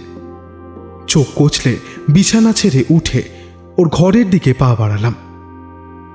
ওর ঘরের সামনে গিয়ে দেখি অগ্নি মেঝেতে দাঁড়িয়ে ওর ঘরের পশ্চিম দিকের দেওয়ালের একটা ছোট্ট টিকটিকির অন্য আর একটা বড় টিকটিকিকে তাড়া করা দেখছে। এত রাতে এই 3 টিকটিকিকে একসাথে দেখে মেজাজটা বিগড়ে গেল। এসব কি শুরু করেছো বলো তো তুমি? এভাবে রাতের পর রাত জেগে কাটালে শরীর ঠিক থাকবে? সব কিছুরই তো একটা লিমিট থাকে নাকি? বলছি, মহাদেববাবুর বাদ্যযন্ত্রের কালেকশানে কোনো বাঁশি চোখে পড়েছিল তোমার? কি? আসলে পিন্টু বলেছিল যে ও ঠাকুরদার ঘর থেকে ও বাঁশির সুর শুনতে পেত। যেদিন মহাদেববাবু মারা গেলেন সেদিনও শুনেছিল, কিন্তু ওই ঘরে বাঁশি বা বাঁশির মতো শব্দ হয় এমন কোনো বাদ্যযন্ত্রও তো নেই। নিশ্চয়ই আছে, তোমার চোখে পড়েনি। মনোজ, সারদা দেবীর শেষ কথাটা মনে আছে তোমার? রণজিৎবাবুর কথা বলতে বলতে উনি বললেন যে এসেও আসে না কেন? এসেও আসে না মানে কোথায় এসে কোথায় বা আসে না? বাড়িতে আসার কথাই বলছিলেন নাকি অন্য কিছুর কথা? দূর চাই, নিজের ভালো কিন্তু পাগলেও বোঝে। বারবার বলছি, এবার একটু ঘুমিয়ে নাও। পাগলে অনেক কিছুই বোঝে মনোজ, পাগলে অনেক কিছুই বোঝে। মানে কিছুই নয়, মানে হিমালয়ের নাথ পরমেশ্বর ভোলানাথের 108টা নাম আছে, সেটা নিশ্চয়ই জানো। এই তোমাকে কিছু বোঝানো আর বালিতে জল ঢালা না একই কাজ। আমি গেলাম ঘুমোতে। তোমার ঘুমানোর হলে ঘুমাও, না তো ওই তোমার জাত ভাই টিকটিকি দেখেই সারা রাত কাটাও। উফ, একটা কথাও যদি শোনে আমার। দূর। এই বলে গজগজ করতে করতে ওর ঘর থেকে বেরিয়ে এলাম। রাতে ঘুমের ব্যাঘাত হওয়ার কারণেই কিনা জানি না, পরদিন সকালে ঘুম থেকে উঠতে বেশ দেরি হয়ে গেল। প্রাতক্রিয়া সেরে চায়ের জল বসানোর আগে অগ্নিকে ডাকতে গিয়ে দেখি ও বেঘোরে ঘুমোচ্ছে। ওকে ঘুম থেকে না তুলেই চলে আসছিলাম, এমন সময় ওর ফোনটা বেজে উঠল। শুভজিৎবাবু ফোন করেছেন। আমি কলটা রিসিভ করলাম। হ্যাঁ শুভজিৎবাবু, গুড মর্নিং। অগ্নিদীপ বাবু আছেন? হ্যাঁ আছে ও, কিন্তু আপনি আমাকেই বলুন না, আমি ওকে জানিয়ে দেবো। আরে না না, সেরকম কিছু না, মানে আপনারা তাড়াতাড়ি একবার এখানে এলে খুব ভালো হতো। আসলে হঠাৎ মেজদা আজ সকালে ফিরেছে। সে কি? মানে যিনি বাড়ি ছাড়া হয়েছিলেন অনেক দিন আগে, তিনি কি? হ্যাঁ। আপনি শিওর যে লোকটা আপনার মেজদা রণজিৎ বর্মন? মানুষটা যে মেজদা, কোনো ঠকজোচ্চর নয়, তাতে কোনো সন্দেহ নেই। বাবার সাথে চেহারার হুবহু মিল রয়েছে, সেদিক থেকে কোনো সন্দেহ করা চলে না। কিন্তু এই পরিস্থিতিতে ঠিক কি করা উচিত আমি বুঝতে পারছি না। অগ্নিদীপ বাবু থাকলে একটু ভালো হতো আর কি। আমি না হয় গাড়ি পাঠিয়ে দিচ্ছি। আচ্ছা ঠিক আছে, আমরা আধ ঘন্টার মধ্যে পৌঁছে যাচ্ছি। ফোনটা রেখে অগ্নিকে এক ধাক্কায় ঘুম থেকে তুলে রণজিৎ বাবুর ফিরে আসার কথাটা বলতেই ধরফড় করে বিছানার উপর উঠে বসল। সেরেছে, এই যে একেবারে শূন্যস্থান পূরণ হয়ে গেল। মানে কিসের শূন্যস্থান? আরে কাল রাতে আমি একটা থিওরি খাড়া করার চেষ্টা করছিলাম, কিন্তু অনেকগুলো ব্ল্যাক স্পট থেকেই যাচ্ছিল। তবে রণজিৎ বর্মন যদি সত্যি সত্যি ফিরে এসে থাকেন তাহলে তো আচ্ছা, লোকটা যে সত্যি মহাদেববাবুর মেজো ছেলে সেটা ওনারা বুঝছেন কী করে? মহাদেববাবুর মৃত্যুর পর সম্পত্তির লোভে অন্য কেউ তো আসতে পারে। না না, শুভজিৎবাবু বললেন ওনার বিশ্বজিৎবাবুর আর ওনাদের বাবার চেহারার মধ্যে যেমন মিল রয়েছে, রণজিৎবাবুরও নাকি তেমনই মিল রয়েছে। ও, তা তোমার থিওরিটা কি শুনি। আরে গদাই চ্যাটার্জির কথাগুলো মনে আছে তোমার? বারবার ব্যোমকেশের কথা বলছিলেন। ব্যোমকেশ যে দেবাদিদেব মহাদেবেরই আরেকটা নাম, সেটা তো জানো নিশ্চয়ই। তাহলে গদাই চ্যাটার্জির সেই ব্যোমকেশ যদি আসলে বক্সি না হয়ে বর্মন হন? ব্যোমকেশ, মহাদেব, ভোলানাথ। ও, সেই জন্যই তুমি কাল ভোলানাথের 108টা নামের কথা বলছিলে। হ্যাঁ, আর ব্যোমকেশের গানের পালা সাঙ্গ হয়েছে মানে নিশ্চয়ই মহাদেববাবু যে মারা গেছেন সেটাই বলতে চেয়েছেন। সবই তো তাহলে মিলে যাচ্ছে বলতে হয়। হ্যাঁ, তা তো বটেই। আর তোমার মনে আছে কি, একটা দেনা পাওনা প্রাপ্য প্রাপ্তির হিসেবের কথাও বলেছিলেন গদাই চ্যাটার্জি? এই প্রাপ্য প্রাপ্তির হিসেবটা তো মহাদেববাবুর উইলও হতে পারে, তাই নয় কি? সম্ভব। আবার উনি কিন্তু ওই প্রাপ্য প্রাপ্তির হিসেবেরও ভুল করেছে। বোমকে সেরকমও বলেছিলেন, মানে উইলে কে কি পাবে সেই হিসাবের ভুলের কথা বলেছিলেন কি। হয়তো পরে উনি ওনার সিদ্ধান্ত পাল্টে ফেলেছিলেন, কোনো কারণে আগে সিদ্ধান্ত ঠিক মনে না হয়। এক্স্যাক্টলি। আর নতুন করে হিসেব হবে, এই কথাটার কি মানে দাঁড়ায় তাহলে? মানে নতুন উইল। আর ভেবে দেখো যে সেই নতুন উইল করার কথা ভাবতেই মহাদেববাবু বাড়ি গিয়ে তৎক্ষণাৎ মারা পড়লেন। সবটাই কেমন একটু গোলযোগপূর্ণ বলে মনে হচ্ছে না? মানে তুমি বলতে চাইছো যে মহাদেববাবুর মৃত্যু স্বাভাবিক মৃত্যু নয়? উনি যাতে উইল পাল্টে না ফেলেন তাই তাকে কেউ হত্যা করেছে? কিন্তু সেও বা কিভাবে সম্ভব? মহাদেববাবু তো মারা গেছেন হার্ট অ্যাটাকে। মনোজ, হার্ট অ্যাটাক মানেই যে চিত্রগুপ্তের খাতায় নিজে থেকেই নাম উঠে এসেছে তা তো নয়। এমন কত পয়জন আছে যেগুলো রক্তে মিশলে ইমিডিয়েট হার্ট অ্যাটাক হতে পারে, সেটা কি তুমি জানো? কিন্তু মহাদেববাবুর রক্তে বিষ যাবে কি করে? খাবারের মাধ্যমে দিলে তো সেটা সরাসরি রক্তে মিশবে না। একমাত্র যদি শরীরে ইনজেক্ট করে দেওয়া যায় তবেই সরাসরি রক্তে বিষ মিশতে পারে। মনোজ, কি বললে তুমি? না মানে বললাম যে তৎক্ষণাৎ হার্ট অ্যাটাক ঘটাতে পারে এমন পয়জন রক্তে মেশাতে হলে সেটা একমাত্র ইনজেকশন করেই সম্ভব। মহাদেববাবু টাইপ 1 ডায়াবেটিস ছিল, তাকে প্রত্যেক দিন ইনসুলিন নিতে হতো। এই ইনসুলিনের জায়গায় কেউ সেই বিষটা দিয়ে দিলেই তো কেল্লা ফতে। সর্বনাশ! কিন্তু রণজিৎ বর্মনের ফিরে আসার সাথে তুমি এটা কানেক্ট করছো কি করে? কেন, গদাই চ্যাটার্জির প্রথম কথাটাই ভুলে গেলে নাকি? ব্যোমকেশ এলো সেদিন একেবারে প্রলয় নিয়ে। প্রলয় নিয়ে মানেটা কি? তাড়াহুড়ো করে একেবারে ঝড়ের গতিতে নিশ্চয়ই। আর ওভাবে এসে হঠাৎ উইল পাল্টানোর কথাই বা বললেন কেন? নিশ্চয়ই ইভিনিং ওয়াকে গিয়ে কিছু ব্যাপার ঘটেছিল সেই জন্যই।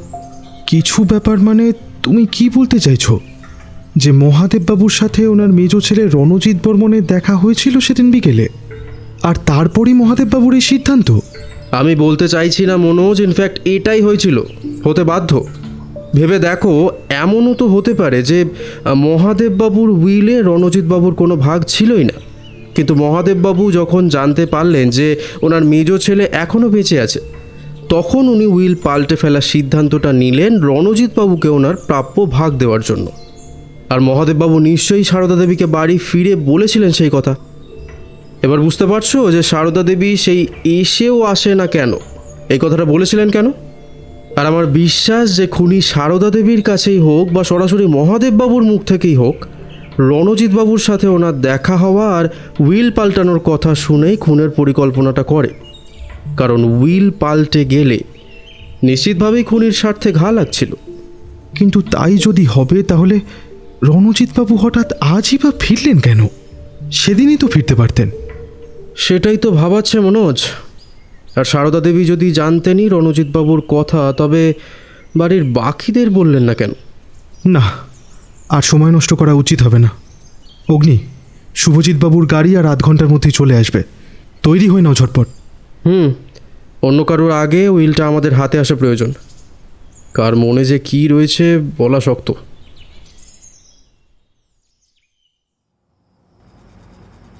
মহাদেব বর্মনের বাড়ি গিয়ে যখন পৌঁছালাম তখন বেলা প্রায় 9:30। সদর দরজা দিয়ে ঢুকেই দেখি সামনের বড় ড্রয়িং রুমটায় সকলেই একসাথে বসে রয়েছেন। শুভজিৎবাবু এগিয়ে এসে বললেন, যাক, ভালোই হলো আপনারা এসে পড়েছেন। মেজদা ওপরে মায়ের ঘরে আছে। আচ্ছা, আপনারা নিশ্চিত তো যে লোকটা রণজিৎ বর্মন, অন্য কেউ নয়? জিজ্ঞেস করলো অগ্নি। পাশ থেকে বিশ্বজিৎবাবু বললেন, সেটা ওকে দেখলে আপনি নিজেই বুঝতে পারবেন। আমি ঠিক এই কারণেই উইল খোঁজার কাজটা আপনাকে দিয়েছিলাম অগ্নিদীপবাবু। মেজদা যে সম্পত্তির জন্যই ফিরেছে তাতে তো আর কোনো সন্দেহ নেই, না হলে তো বাবা মারা যাবার আগেই ফিরতে পারতো। পাশ থেকে কঙ্কাবতী দেবী শুভজিৎবাবুর কথায় সায় দিয়ে বললেন, আমারও তাই মনে হয়, কিন্তু ওকে দেখে তো মনে হলো না যে ওর টাকার খুব বেশি প্রয়োজন রয়েছে। দেখে মনে হলো মানে? মানে দামি কোট প্যান্ট, একেবারে ফিটফাট চেহারা, আর্থিকভাবে নিশ্চয়ই সচ্ছল বেশও। ইন্টারেস্টিং। আচ্ছা কঙ্কাবতী দেবী, আপনার কাছে আমার কিছু জানার ছিল। শুভজিৎবাবু বলেছিলেন যে মহাদেববাবুর ডায়াবেটিসের কারণে প্রতিদিন ইনসুলিন নিতে হতো। তা আপনি তো নিজে একজন নার্স, ইনসুলিন ইঞ্জেকশন কি আপনি দিতেন? না, মানে আমি দিতাম না। বাবার নিজের একটা ইনসুলিন পেন ছিল, সেটা দিয়ে নিজেই সময় মতো নিয়ে নিতেন।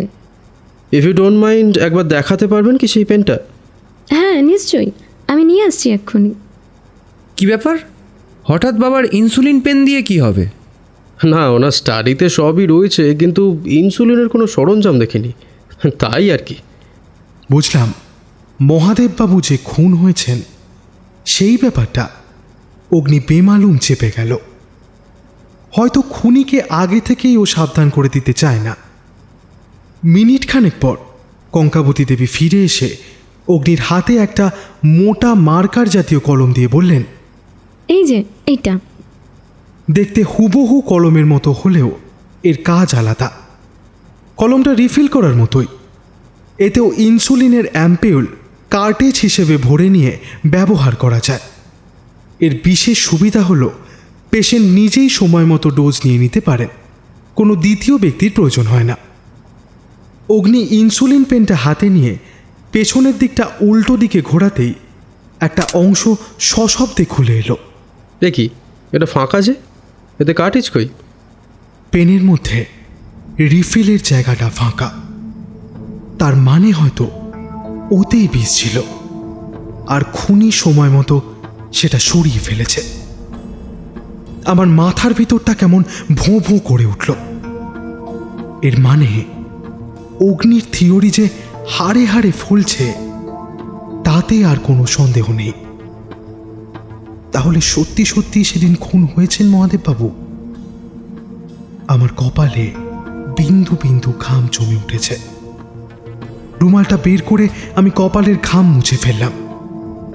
অগ্নির দিকে তাকিয়ে দেখি ও ঠিক আগের মতোই শান্তভাবে বসে একইভাবে কথাবার্তা চালিয়ে যাচ্ছে।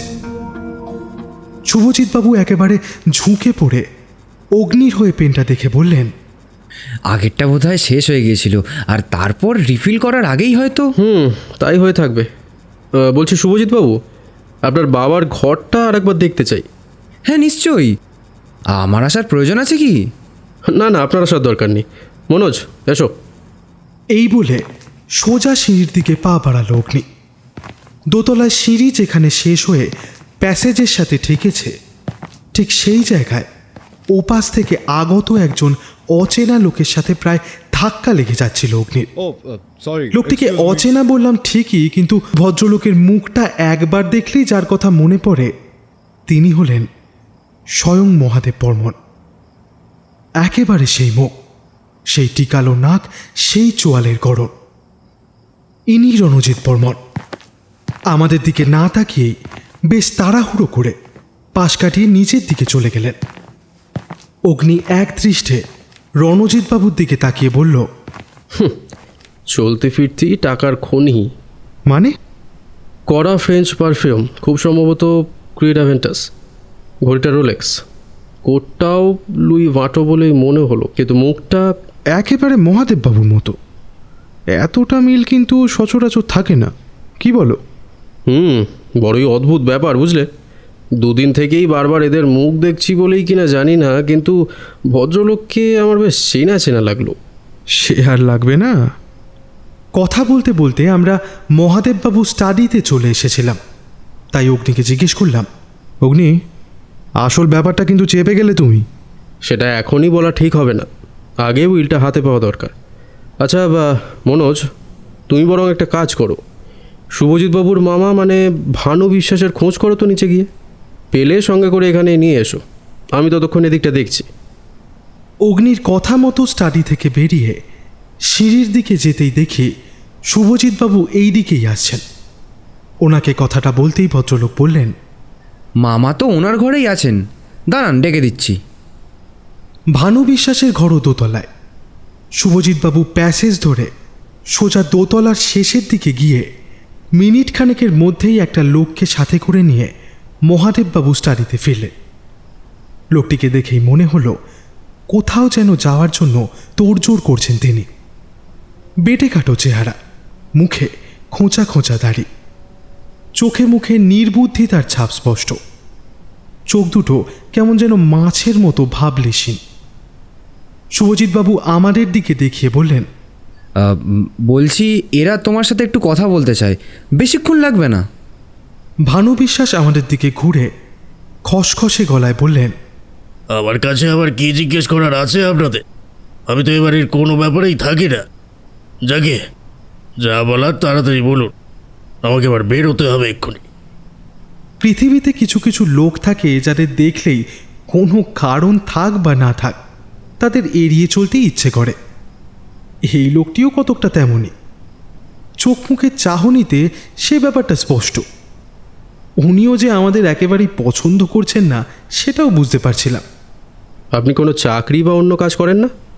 না, আগে করতাম, এখন ছেড়ে দিয়েছি। কেন? ওসব ঘড়ি ধরে বাধা ধরা কাজ আমার দ্বারা হয় না। তা খরচ চালান কি করে? মানে খাওয়া খরচার বাইরেও তো কিছু খরচ হয় নিশ্চয়ই। ওই তো জামাইবাবু খরচা দিতেন মাসে মাসে। কত টাকা? 2000। তাই দিয়ে চলে যেত আপনার? ওই চালিয়ে নিতাম আর কি। আচ্ছা, আপনার জামাইবাবুর সাথে আপনার সম্পর্ক কেমন ছিল? মানে প্রতিদিন কথাবার্তা হতো আপনাদের?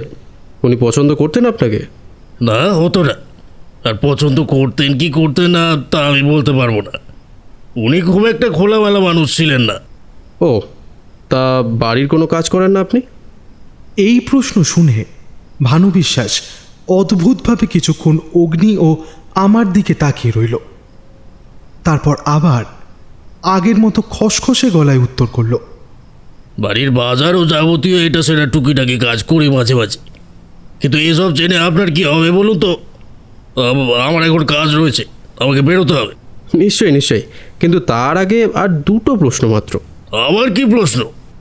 প্রথমত, আপনার জামাইবাবু কোনো উইল করেছেন কি না সেই বিষয়ে আপনার কোনো মতামত আছে?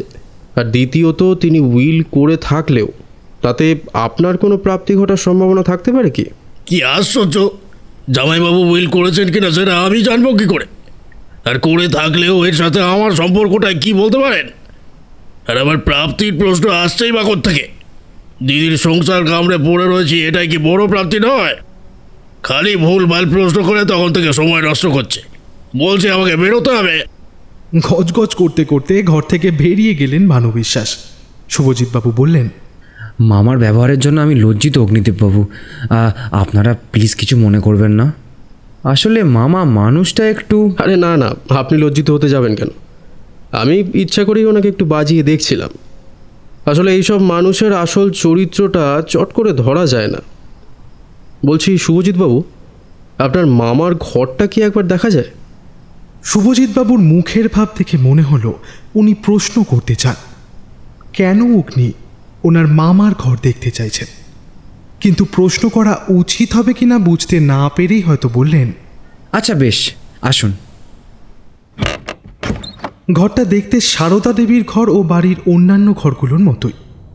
জিনিসপত্র রয়েছে, কিন্তু সেগুলো অগোছালো বলেই কিনা জানি না ঘরের সাথে ঠিক যেন মানানসই না, কেমন যেন বেখাপ্পা হয়ে রয়েছে। অগ্নি ঘরের এদিক ওদিক পায়চারি করতে করতে কথা বলছিল। হঠাৎ ড্রেসিং টেবিলের সামনে দাঁড়িয়ে বলল, সেন্টের শিশিগুলো কি কেউ গিফট করেছেন ওনাকে? শুভজিৎবাবু একবার শিশিগুলো দেখে নিয়ে মাথা ঝাঁকিয়ে না বললেন, অর্ধেকের বেশি ব্র্যান্ডেড, একটা বিদেশিও দেখছি।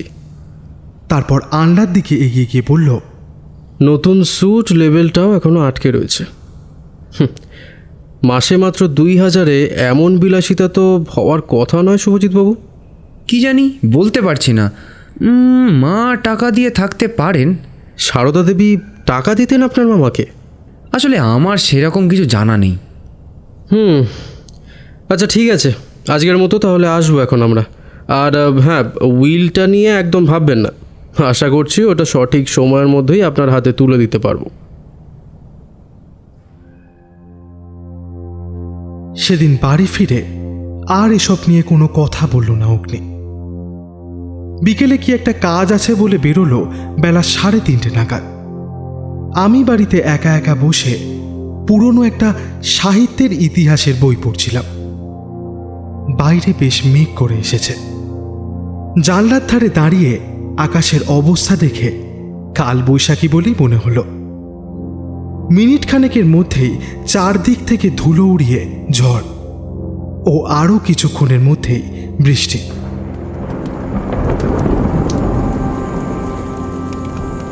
ড্রয়িং রুমের পূর্ব দিকের জানলাগুলো বন্ধ করে এসে আবার বইয়ে মনোনিবেশ করতে যাব, এমন সময় সিঁড়িতে পায়ের শব্দ পেয়ে পিছন ফিরে দেখি এক মাঝবয়সী আধভেজা ভদ্রলোক একেবারে ঘরে ঢুকে পড়েছেন।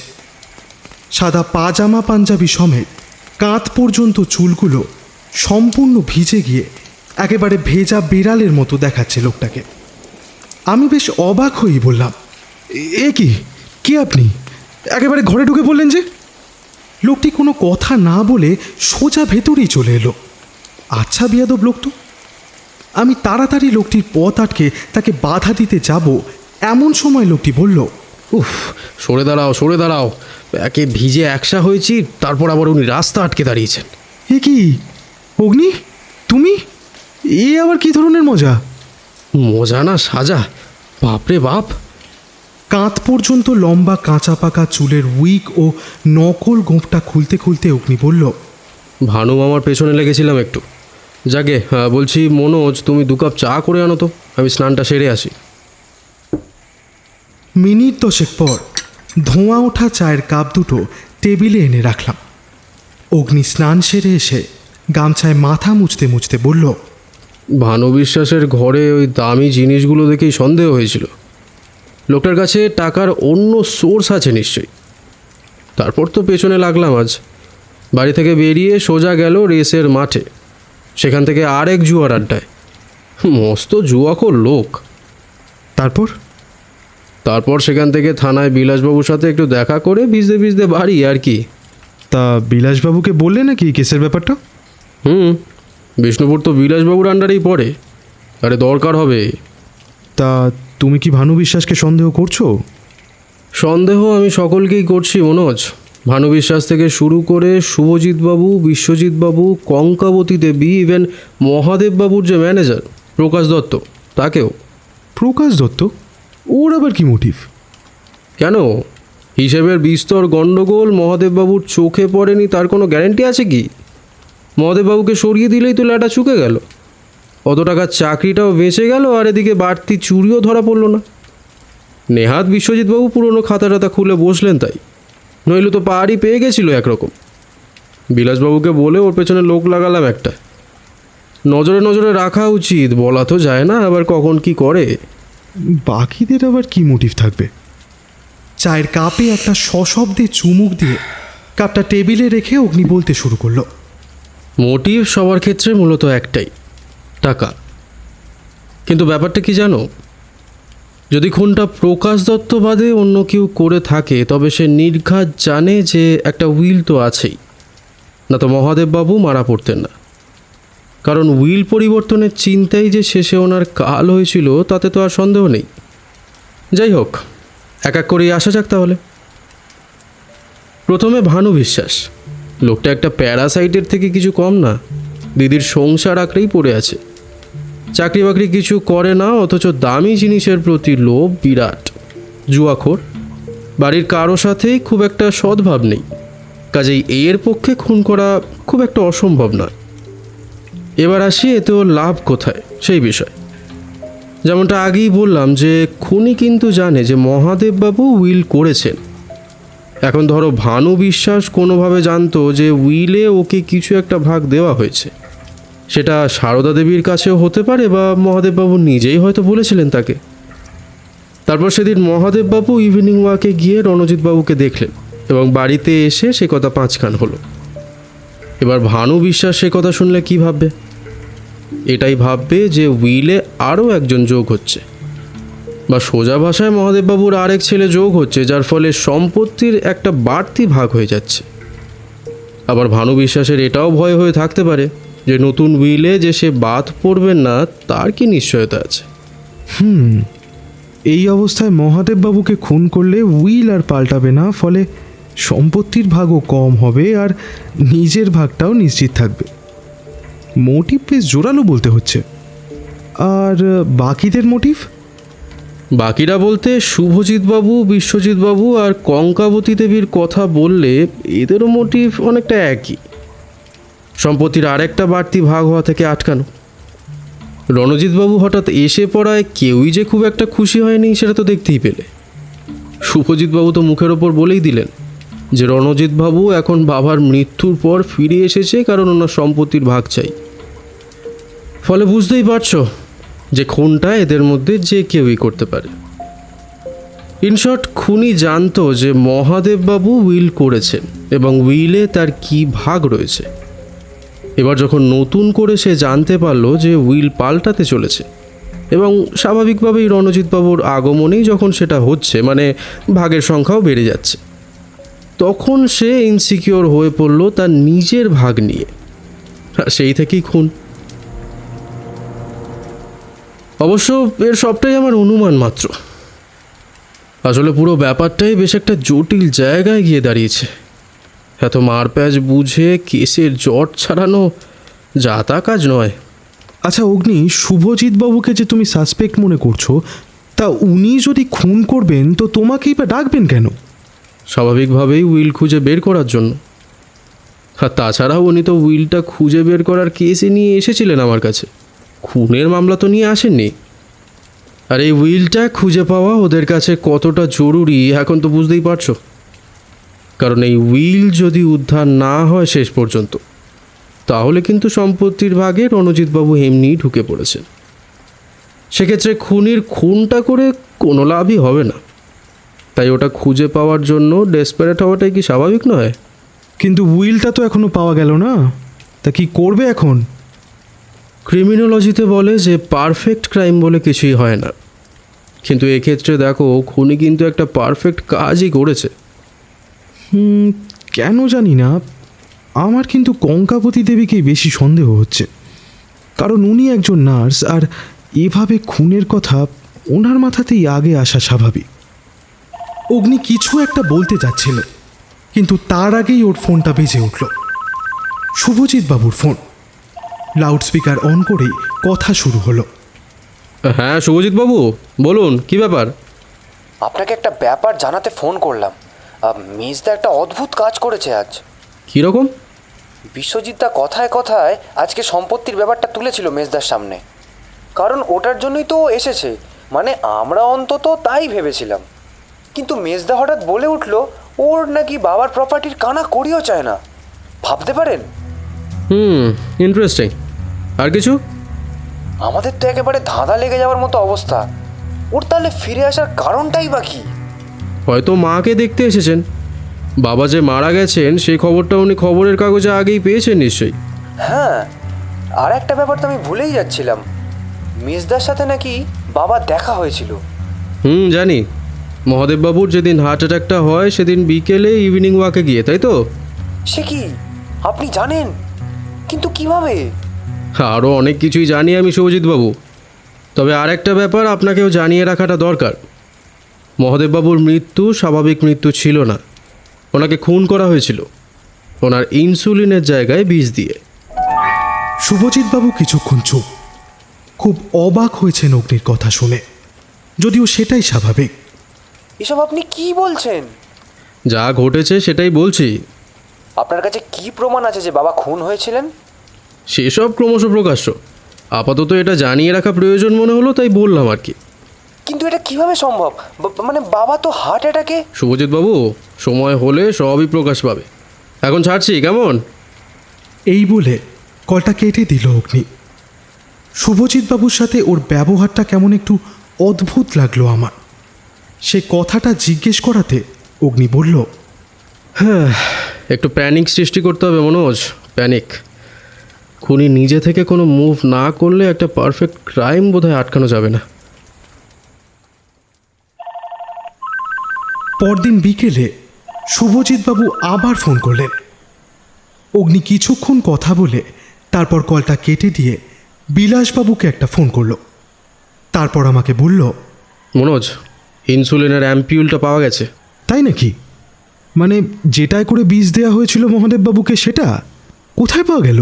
ভানু বিশ্বাসের ঘরে। বিশ্বজিৎবাবু আবিষ্কার করেছেন। চলো কুইক, বিলাসবাবু এলেন বলে। এরপর দাসপাড়ার মোড় থেকে বিলাসবাবুর জিপে করে আমরা তিনজন ও সাথে একজন কনস্টেবল রওনা দিলাম শুভজিৎ বাবুর বাড়ির উদ্দেশ্যে।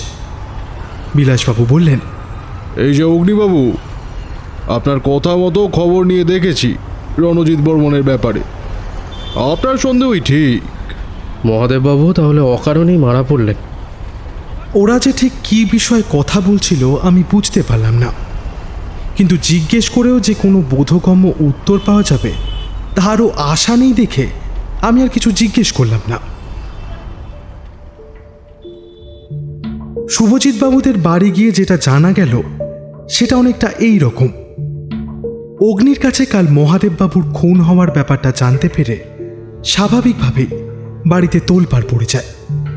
বিশ্বজিৎবাবু প্রথমে কিছুতেই কথাটা বিশ্বাস করতে রাজি ছিলেন না, কিন্তু শেষে কোনো কারণে ওনার সন্দেহ হয় তার মামা ভানু বিশ্বাসের ওপর, এবং সেই কারণে আজ যখন ভানু বিশ্বাস বাড়িতে ছিলেন না তখন সুযোগ বুঝে ওনার ঘরে গিয়ে জিনিসপত্র খানা তল্লাশি করতে গিয়ে পটাশিয়াম ক্লোরাইডের একটা আধখালি ভায়াল ও সিরিঞ্জ খুঁজে পান ভানু বিশ্বাসের ওষুধের বাক্সে। সমস্ত কথা শুনে অগ্নি বলল, চমৎকার বুদ্ধি খাটিয়েছিলেন তো আপনি। ওই সিরিঞ্জের মধ্যে মহাদেববাবুর ইনসুলিনের পেনের কার্টিজ থেকে ইনসুলিন বের করে ওর জায়গায় পটাশিয়াম ক্লোরাইডের ভায়াল রেখে খালি কার্টিজটা ভরে ফেললেন। বাহ! মহাদেববাবু ইনসুলিনের জায়গায় পটাশিয়াম ক্লোরাইডের ডোজ নিয়ে তৎক্ষণাৎই হার্ট অ্যাটাকে মারা গেলেন, এবং স্বাভাবিক মৃত্যু ভেবেই অটোপসির কোনো প্রশ্নই এলো না। আপনার বুদ্ধির পরিচয় এখানেই পাওয়া যায়। যে কোনো কারণে যদি মহাদেববাবুর বডির পোস্টমর্টমে হতো তাহলেও আপনি পার পেয়েই যেতেন, কারণ ওতে বিষটা ধরাই পড়তো না। পটাশিয়াম ক্লোরাইড এমনই একটা যৌগ যার ওভারডোজ হলেও পোস্টমর্টমের রিপোর্টে তা কখনোই ধরা পড়ে না। অসম্ভব, সব আমাকে ফাঁসানোর মতলব। আমি কি বুঝি না? বাইরে থেকে ঠিকই ডেকে এনে আমাকে ফাঁসানো হচ্ছে। মনে রাখিস, শুভ বিশ্ব মাথার উপরেও একজন কিন্তু সব দেখছে, সেই বিচার করবে তোদের। এত ভূতের মুখে রাম নাম একেবারে, থানায় দুরাত কাটালেই না একেবারে বেরিয়ে পড়বে সব। পাটেল, হ্যান্ড কাপ পরিয়ে গাড়িতে তোল এটাকে। ইন্সপেক্টর বাবু, বিশ্বাস করুন, আমি খুন করিনি। কেন বা করতে যাবো বলুন তো? ওসব জিনিস কোনোদিন আমার হাতে আসেইনি। আরে হাতে আসা তো দূরের কথা, আমি কোনোদিন চোখেও দেখিনি। চুপ! ভায়ালা সিরিজটার ফরেন্সিক করে ওর থেকে ফিঙ্গারপ্রিন্ট তুললেই বোঝা যাবে হাতে এসেছে কি আসেনি। কনস্টেবলটি ভানু বিশ্বাসকে নিয়ে বেরিয়ে গেলে পর শুভজিৎবাবু সোফায় বসে পড়লেন। তারপর বললেন, কি থেকে কি হয়ে গেল ভাবা যায়? মানে শেষমেশ মামা এরকম করবে? নরকের কীট এরকমই হয়, যে থালাতে খাবে সেখানেই ছেদ করবে। এতে আর আশ্চর্যর কি আছে? এই বলেই বিশ্বজিৎবাবু বেরিয়ে গেলেন ড্রয়িং রুম থেকে। পরিবারটার আবার সাধারণ হতে যে বেশ কিছুদিন সময় লাগবে সেটা বুঝতে পারছিলাম। আচ্ছা, আপনার মা আর মেজদাকে দেখছি না, কোথায় তারা? মেজদা সকালেই চলে গেছেন, কাল আবার একবার আসবে বলেছিল। মা নিজের ঘরেই আছেন। আসলে ভানু মামার ব্যাপারে জানার পর মা আর ঘর থেকে বের হননি। কিছুক্ষণ সবাই স্তব্ধ। আমাদের বাইরে আসতে বলে বিলাসবাবু ভানু বিশ্বাসের ঘরে পাওয়া জিনিস দুটো একটা প্লাস্টিকের প্যাকেটে নিয়ে বেরিয়ে গেলেন।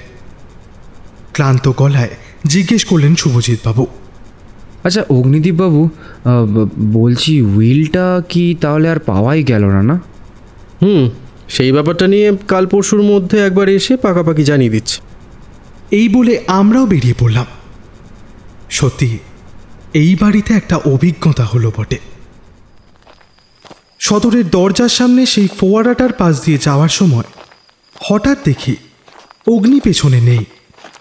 থমকে দাঁড়িয়ে এদিক ওদিক তাকিয়ে দেখি ও কেবল সদরের দরজা দিয়ে বেরোচ্ছে। জিজ্ঞেস করলাম, কি হলো, কোথায় দাঁড়িয়ে গিয়েছিলে? কিছু না, চলো। বিলাসবাবু জিপে করে যখন আমরা থানায় এসে পৌঁছলাম তখন সন্ধে প্রায় 7টা। এরপর আরও ঘণ্টাখানেক সেখানেই বসে এটা সেটা নিয়ে গল্প করেই কাটালাম। বিলাসবাবু ভানু বিশ্বাসের সাথে যাবতীয় কাগজ কলম সেরে একজন কনস্টেবলকে চা আনতে বলে আমাদের সাথেই বসলেন। তারপর বললেন, তারপর নিচিকান্তবাবুর খবর কি? আসলে উনি ওনার ভাইয়ের বাড়িতে বেড়াতে গেছেন। ভদ্রলোককে ছাড়া আপনাদের কি করে যে চলে। সত্যি এই ব্যাপারটা আমিও উপলব্ধি করেছি গত কয়েকদিনে। নিশিকান্তবাবুকে ছাড়া আমাদের আড্ডা মানে যেন রস ছাড়া রসগোল্লা বা ওই আলু ছাড়া বিরিয়ানির মতো, মোটেই জমে না। একজন কনস্টেবল 3টে চায়ের কাপ দিয়ে গেল। আমি হাত বাড়িয়ে একটা কাপ তুলে নিতে যাচ্ছি, এমন সময় পাশেই একটা হট্টগোল শুরু হলো। এ কি ব্যাপার, ওখানে গণ্ডগোল কিসের? এই বলে বিলাসবাবু উঠে সেদিকেই পা বাড়ালেন। থানার ওই পাশটা বেশ কিছুটা অন্ধকার মতো। বিলাসবাবু সেদিকে 2-4 পা এগিয়েছেন কি যাননি, অন্ধকারের ভেতর থেকে চাদর মুড়ি দেওয়া একটা ছায়ামূর্তি লাফিয়ে বেরিয়ে এসে বিলাসবাবুকে এক ধাক্কা দিয়ে পাশের টেবিলের ওপর ফেলে দিল। তারপর বাইরের দিকে ছুট লাগালো। আমি কোনো মতে বিলাসবাবুকে ধরে সামলাতে সামলাতে দেখলাম অগ্নি লোকটার পেছনে ছুটছে। বিলাসবাবু সামলে উঠলে পর আমরা দুজনেই সেই দিকে ছুটলাম। বাইরে গিয়ে দেখি চাদর মুড়ি দেওয়া লোকটা একটা ব্যারিকেডের ওপর দিয়ে একটা লাফ মারল, আর তার প্রায় সাথে সাথে অগ্নিও একইভাবে লাফিয়ে পড়ল লোকটার গায়ে। তারপর দুজনেই লুটিয়ে পড়ল মাটিতে। আমি আর বিলাসবাবু সেই দিকেই দৌড়ে যেতে যেতে দেখলাম চাদর মুড়ি দেওয়া লোকটা হঠাৎ পাশেই পড়ে থাকা একটা কাঠের তক্তা তুলে সজোরে মারল অগ্নির মাথায়। অগ্নি আর্তনাদ করে উঠল এবং লোকটি মাটি থেকে উঠে আবার ছুট দিতে গেল, কিন্তু তখনও লোকটির চাদরের একটা অংশ অগ্নির বাম হাতে ধরা। শেষে লোকটা 2-4 বার টানাটানির পর চাদরটা ফেলে দিয়ে দৌড়ে অন্ধকারে মিলিয়ে গেল। ঘটনার আকস্মিকতায় মুহূর্তের জন্য আমরা সকলেই হতভম্ব হয়ে পড়েছিলাম। আমি আর বিলাসবাবু দৌড়ে অগ্নির কাছে পৌঁছতেই অগ্নি বলল, বিলাসবাবু, তাড়াতাড়ি এভিডেন্স রুমে গিয়ে দেখুন ভায়াল আর সিরিঞ্জটা ঠিক আছে কিনা। ও সব ঠিক জায়গাতেই আছে, আপনি উঠুন তো দেখি। হে, কপালটা তো কেটে গেছে দেখছি। লোকটা যেই হোক তার সাহস তো কম নয়, একেবারে থানায় এসে প্রমাণ লোপাটের চেষ্টা। বিলাসবাবু, আপনি দেখুন না একবার এভিডেন্স রুমে গিয়ে। আরে এভিডেন্স রুমে কিছু নেই। মানে এক্ষুনি যে আপনি বললেন ভানু বিশ্বাসকে গাড়ি থেকে নামিয়ে আনার সময় এভিডেন্সের প্যাকেটটা আমি গাড়িতেই ভুলে এসেছি, ওটা এখনও গাড়িতেই আছে। দাঁড়ান, নিয়ে আসছি। বিলাসবাবু চলে গেলে পর অগ্নি গায়ের ধুলো ছাড়তে ছাড়তে বলল, উফ, এই বেঙ্গল পুলিশের পারফেক্ট স্পেসিমেন্ট কপি হলেন এই বিলাসবাবু। মার্ডার কেসের এভিডেন্স নাকি গাড়িতে ভুলে এসেছেন, বোঝো। ফার্স্ট এড বক্স এনে অগ্নির কপালের ক্ষতটা ব্যান্ডেজ করে দেওয়া হলো। তারপর বিলাসবাবু বললেন, তাহলে ভানু বিশ্বাস ঠিকই বলেছিল, ওকে কেউ ফাঁসিয়েছে। স্বাভাবিকভাবেই ওর মতো একটা মূর্খ লোক এত বুদ্ধি কাটিয়ে খুন করতে পারে বলে সত্যিই মনে হয়েছিল আপনার? ও হরি, আপনি তাহলে আগে থেকেই জানতেন। তবে এখন অগ্নি ওর পকেট থেকে রুমালে জড়ানো কিছু একটা বের করে বিলাসবাবুর হাতে দিয়ে বলল, এভিডেন্সে পাওয়া ফিঙ্গারপ্রিন্টের সাথে ওই গ্লাসের উপরের আঙুলের ছাপ মিলিয়ে নেবেন একবার, ওতেই হবে। সে কি, এতে আবার কার ফিঙ্গারপ্রিন্ট? সেসব কাল হবে, এখন আসি। কারণে অকারণে মাঝে মধ্যেই আজকাল 2-4 ঘা পড়ে যাচ্ছে, এরপর থেকে একটু সাবধানে চলতে হবে দেখছি। কই হ্যাঁ মনোজ, তোমায় কি আবার নেমন্তন্ন করে ডাকতে হবে নাকি? চলো। এরপর পুরো একটা দিন কেটে গেছে নতুন কোনো রকম উপদ্রব ছাড়াই। এই পুরো সময়টাই দেখলাম অগ্নি কেবল শুয়ে বসেই কাটিয়ে দিল। ওর মধ্যে কোনো রকম কোনো চাঞ্চল্য লক্ষ্য করলাম না। মহাদেববাবুর বই আর ম্যাগাজিনগুলোতেও আর হাত দেয়নি। অগ্নির এই স্বভাবটা আমি ভালোভাবে চিনি। ও যে কেসটা গুটিয়ে এনেছে এটাই তার লক্ষণ। মাঝে একবার বিলাসবাবু ফোন করে জানিয়েছিলেন কালেক্টেড এভিডেন্সে কেবলমাত্র একজনেরই ফিঙ্গারপ্রিন্ট পাওয়া গেছে, কিন্তু সেটা ভানু বিশ্বাসের না, বরং অগ্নির দেওয়া সেই গ্লাসে পাওয়া ফিঙ্গারপ্রিন্টের সাথেই তার মিল রয়েছে। এর পরের দিন বেলা 10টা নাগাদ আমরা সকলেই মহাদেববাবু স্টাডিতে জড়ো হয়েছি। অগ্নির মতে যেহেতু এই কেসটার সেন্টার একমাত্র মহাদেববাবু ও ওনার এই স্টাডি, তাই কেসের জবনিকা পতনটাও এখানেই হওয়া যুক্তিযুক্ত। ঘরটায় অনেকগুলো চেয়ার এনে গোল হয়ে বসেছে সকলে। বিলাসবাবু, মহাদেববাবুর ম্যানেজার প্রকাশ দত্ত, শুভজিৎ ও রণজিৎ বাবু, বিশ্বজিৎ বাবু ও তার স্ত্রী এবং কঙ্কাবতী দেবী। সারদা দেবীকে ডেকে আনা হবে কিনা সে বিষয়ে জিজ্ঞেস করায় অগ্নি বলেছিল ওনাকে না ডাকাই ভালো। আচ্ছা, আপনি কি তাহলে উইলটা উদ্ধার করেছেন? হুম, কোথায় সেটা দেখান আমাদের। দেখাবো, নিশ্চয়ই দেখাবো, কিন্তু তার আগে আরও কয়েকটা ব্যাপার একটু পরিষ্কার হওয়া দরকার। আরও কয়েকটা ব্যাপার? মানে উইল ছাড়া আরও কিছু ব্যাপার আছে নাকি? শান্ত হয়ে বসুন, আগে সব হবে ধীরে ধীরে। আচ্ছা রণজিৎবাবু, আপনার কাছে আমার কিছু প্রশ্ন রয়েছে, কাইন্ডলি সেগুলোর উত্তর দেওয়ার চেষ্টা করবেন, কেমন? রণজিৎবাবু মুখ তুলে তাকালেন অগ্নির দিকে। অগ্নি ঘরের একপাশে বড় পিয়ানোটার সামনে দাঁড়িয়ে কথা বলছিল। আপনার প্রকৃত পরিচয়টা, অর্থাৎ আপনি কে কি করেন সেটা একবার বলবেন সকলকে, যেটা আপনি আপনার বাবাকে সেদিন বিকেলে বলেছিলেন। মানে কিসের কথা বলছেন আপনি? আচ্ছা বেশ, আমি তাহলে বলি, কিছু ভুল হলে অবশ্যই শুধরে দেবেন। আপনি 16 বছর বয়সে বাড়ি ছেড়ে চলে যান মুম্বাই, এরপর সেখানেই বড় হন সেখানকার আদব কায়দায়।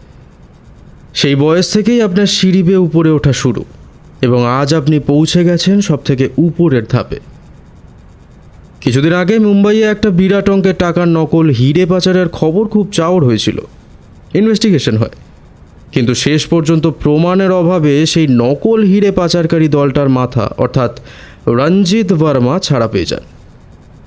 যদিও এটাই প্রথম বা শেষ নয়, এর আগে ওই দলটা, বা সহজ ভাষায় বললে এই গ্যাংটা, এরকম অনেক কাজই করেছে, কিন্তু প্রমাণের অভাবে আর কিছুটা বেশ লম্বা হাতের জোরেই সববারই এই রঞ্জিত ভার্মা পার পেয়ে যায়।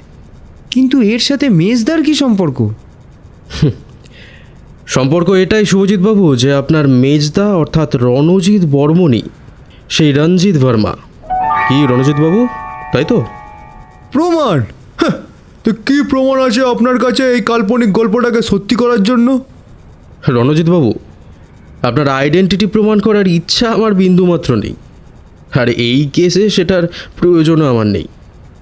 আমাকে আপনার ইতিহাস ঘাঁটতে হয়েছিল একমাত্র এটাই জানার জন্য যে সেদিন আপনার এবং মহাদেববাবুর মধ্যে এমন কি কথাবার্তা হয় যে তিনি একেবারে তৎক্ষণাৎ উইল পাল্টে ফেলার সিদ্ধান্ত নেন। তারপর আপনার ব্যাপারে জানতে পেরে বাকিটা আমি অনুমানই করেছি। আসলে ওই হিরে পাচারের খবরটা যখন বের হয়, আমার বিশ্বাস মহাদেববাবু নিউজে আপনার ছবি দেখেছিলেন, এবং ছবি দেখেই আপনাকে চিনতে পারেন। এরপর তিনি আপনার সাথে যোগাযোগের চেষ্টা করেন, এবং এত বছর পর বাবার কাছ থেকে খবর পেয়ে আপনি সেটা ইগনোর করতে পারেননি। আপনি সেদিন মহাদেববাবুর সাথে দেখা করতে আসেন এবং ওনাকে আপনার ব্যাপারে সবই খোলাখুলি বলেন। মহাদেববাবু নিজে ছিলেন খুব সৎ এবং সাদাসিধে ধরনের মানুষ। ওনার নিজের ছেলে একজন এত বড় ক্রিমিনাল, একটা গ্যাংয়ের মাথা, এটা উনি কোনোভাবেই মেনে নিতে পারেননি। আর তাই সেখান থেকেই আপনার সাথে সম্পর্ক চুকিয়ে দিয়ে তিনি বাড়ি ফেরেন। আশা করি সেই কারণেই আপনি আর এই বাড়িতে আসেননি, কি তাই তো? রণজিৎবাবু এখনও চুপ, কিন্তু ওনার মুখের হাবভাবই বলে দিচ্ছে অগ্নির কথাগুলো এক বিন্দুও বাড়িয়ে বলা না। অগ্নি বলেই চলল। এরপর মহাদেববাবু রাগে দুঃখে আপনার নামে যে সম্পত্তি লিখে দিয়েছিলেন সেটা পাল্টে আপনাকে পৈতৃক সম্পত্তি থেকে বঞ্চিত করে আসলে এই সব সম্পর্ক শেষ করে দিতে চেয়েছিলেন। কিন্তু বাড়িতে এসে তিনি সারদা দেবীকে শুধু এটুকুই বলেন যে রণজিৎবাবুর সাথে ওনার দেখা হয়েছে এবং তিনি উইল পরিবর্তন করতে চান। পুরো ব্যাপারটা খুলে বলেন না, পাছে সারদা দেবীও ওনার মতো কষ্ট পান। আর আমার বিশ্বাস যে মহাদেববাবু নিজেই সারদা দেবীকে নিষেধ করেন এই ব্যাপারে এখনই বাড়ির অন্যদের কিছু বলতে। খুনি আড়াল থেকে সেই সব কথা শুনে ফেলে, কিন্তু সে এটা জানতে পারে না যে মহাদেববাবু আসলে রণজিৎবাবুকে উইল থেকে বাদ দেওয়ার কথা ভাবছেন। খুনি ঠিক এর উল্টোটাই ভেবে ফেলে, আর তার মনে হয় যে উইলের একটা বাড়তি ভাগ হয়ে যাচ্ছে, কাজেই এটাকে আটকানোর প্রয়োজন। ব্যাস, তারপর এই প্ল্যান করে খুন। কিন্তু খুনের কথা এখন আবার আসছেই বা কেন? ভানু মামাকে তো আগেই পুলিশ গ্রেপ্তার করেছে। তা ঠিকই, কিন্তু ভানু বিশ্বাস তো আসল খুনি নন। এইবার বর্মন পরিবারের সকলেরই আকাশ থেকে পড়ার পালা। শুভজিৎবাবু অবাক হয়ে বললেন, এসবের মানেটা কি? আপনি তো কালকে মামাকে অ্যারেস্ট করে থানায় নিয়ে গেলেন।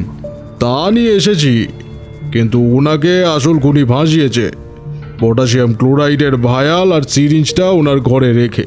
আপনারা প্লিজ একটু খুলে বলবেন আসল ব্যাপারটা কি? এটা আমাদের পারিবারিক ব্যাপার।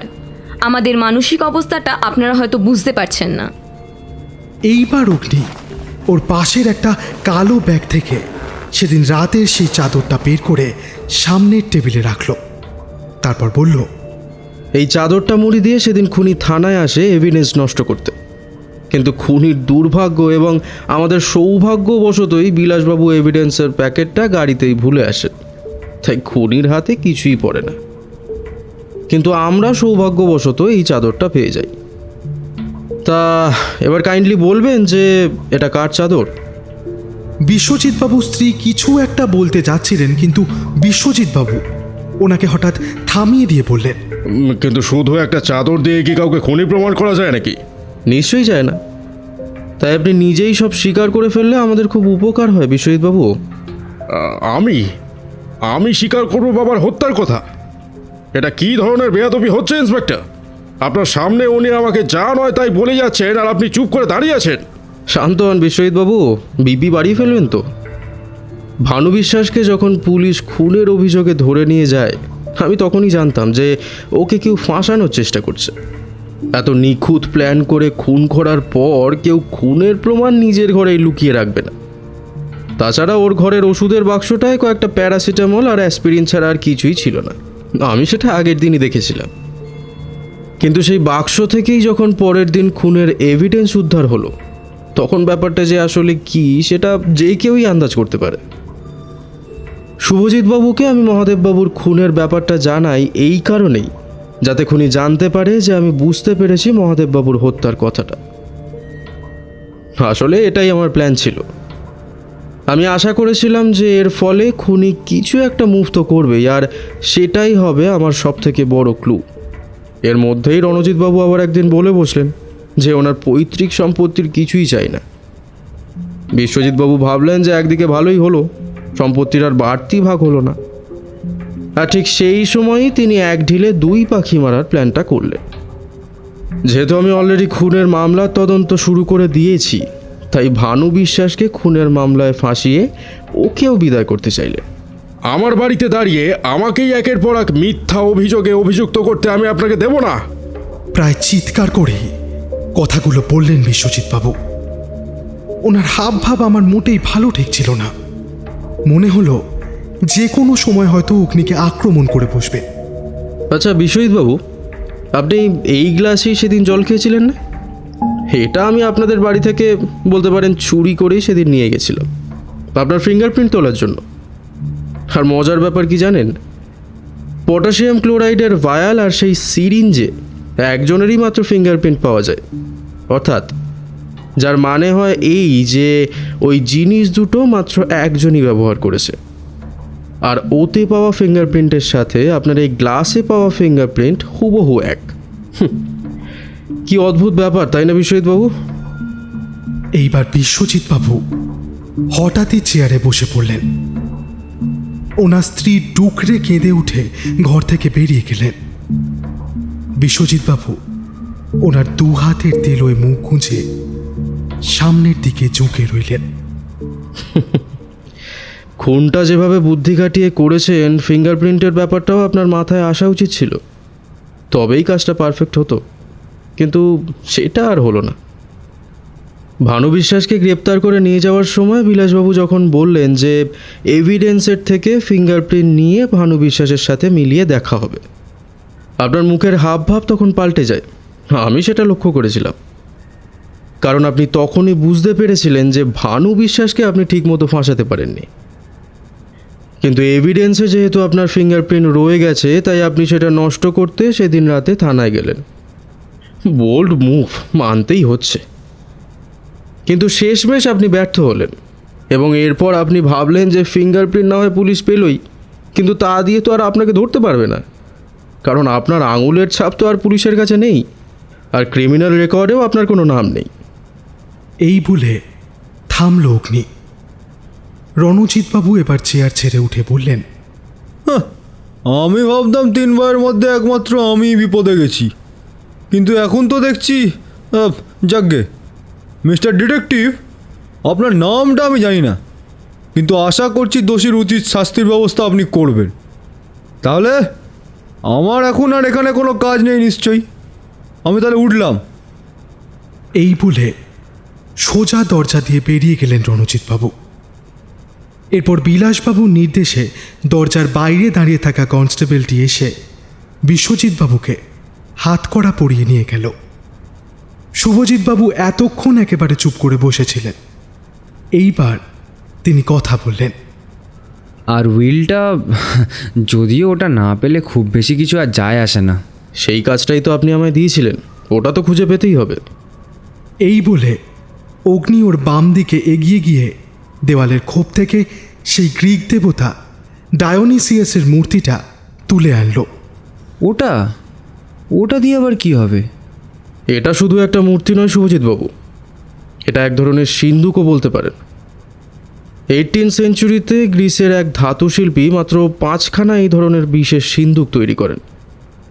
এটার বিশেষত্ব হলো যে লিভার ধরে সঠিক দিকে ঘোরালেই ভেতরের আবদ্ধ বাতাস বিশেষ কতগুলো ফুটোর মধ্যে দিয়ে এমনভাবে বেরিয়ে আসে যে সেটা শুনতে অবিকল বাঁশির সুরের মতো মনে হয়। এই দেখুন।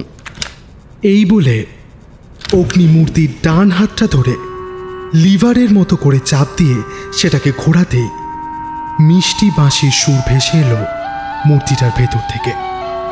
আর তার সাথে সাথে মূর্তিটা মাঝ বরাবর দুভাগে ভাগ হয়ে একটা গোপন বাক্সের আকার নিল।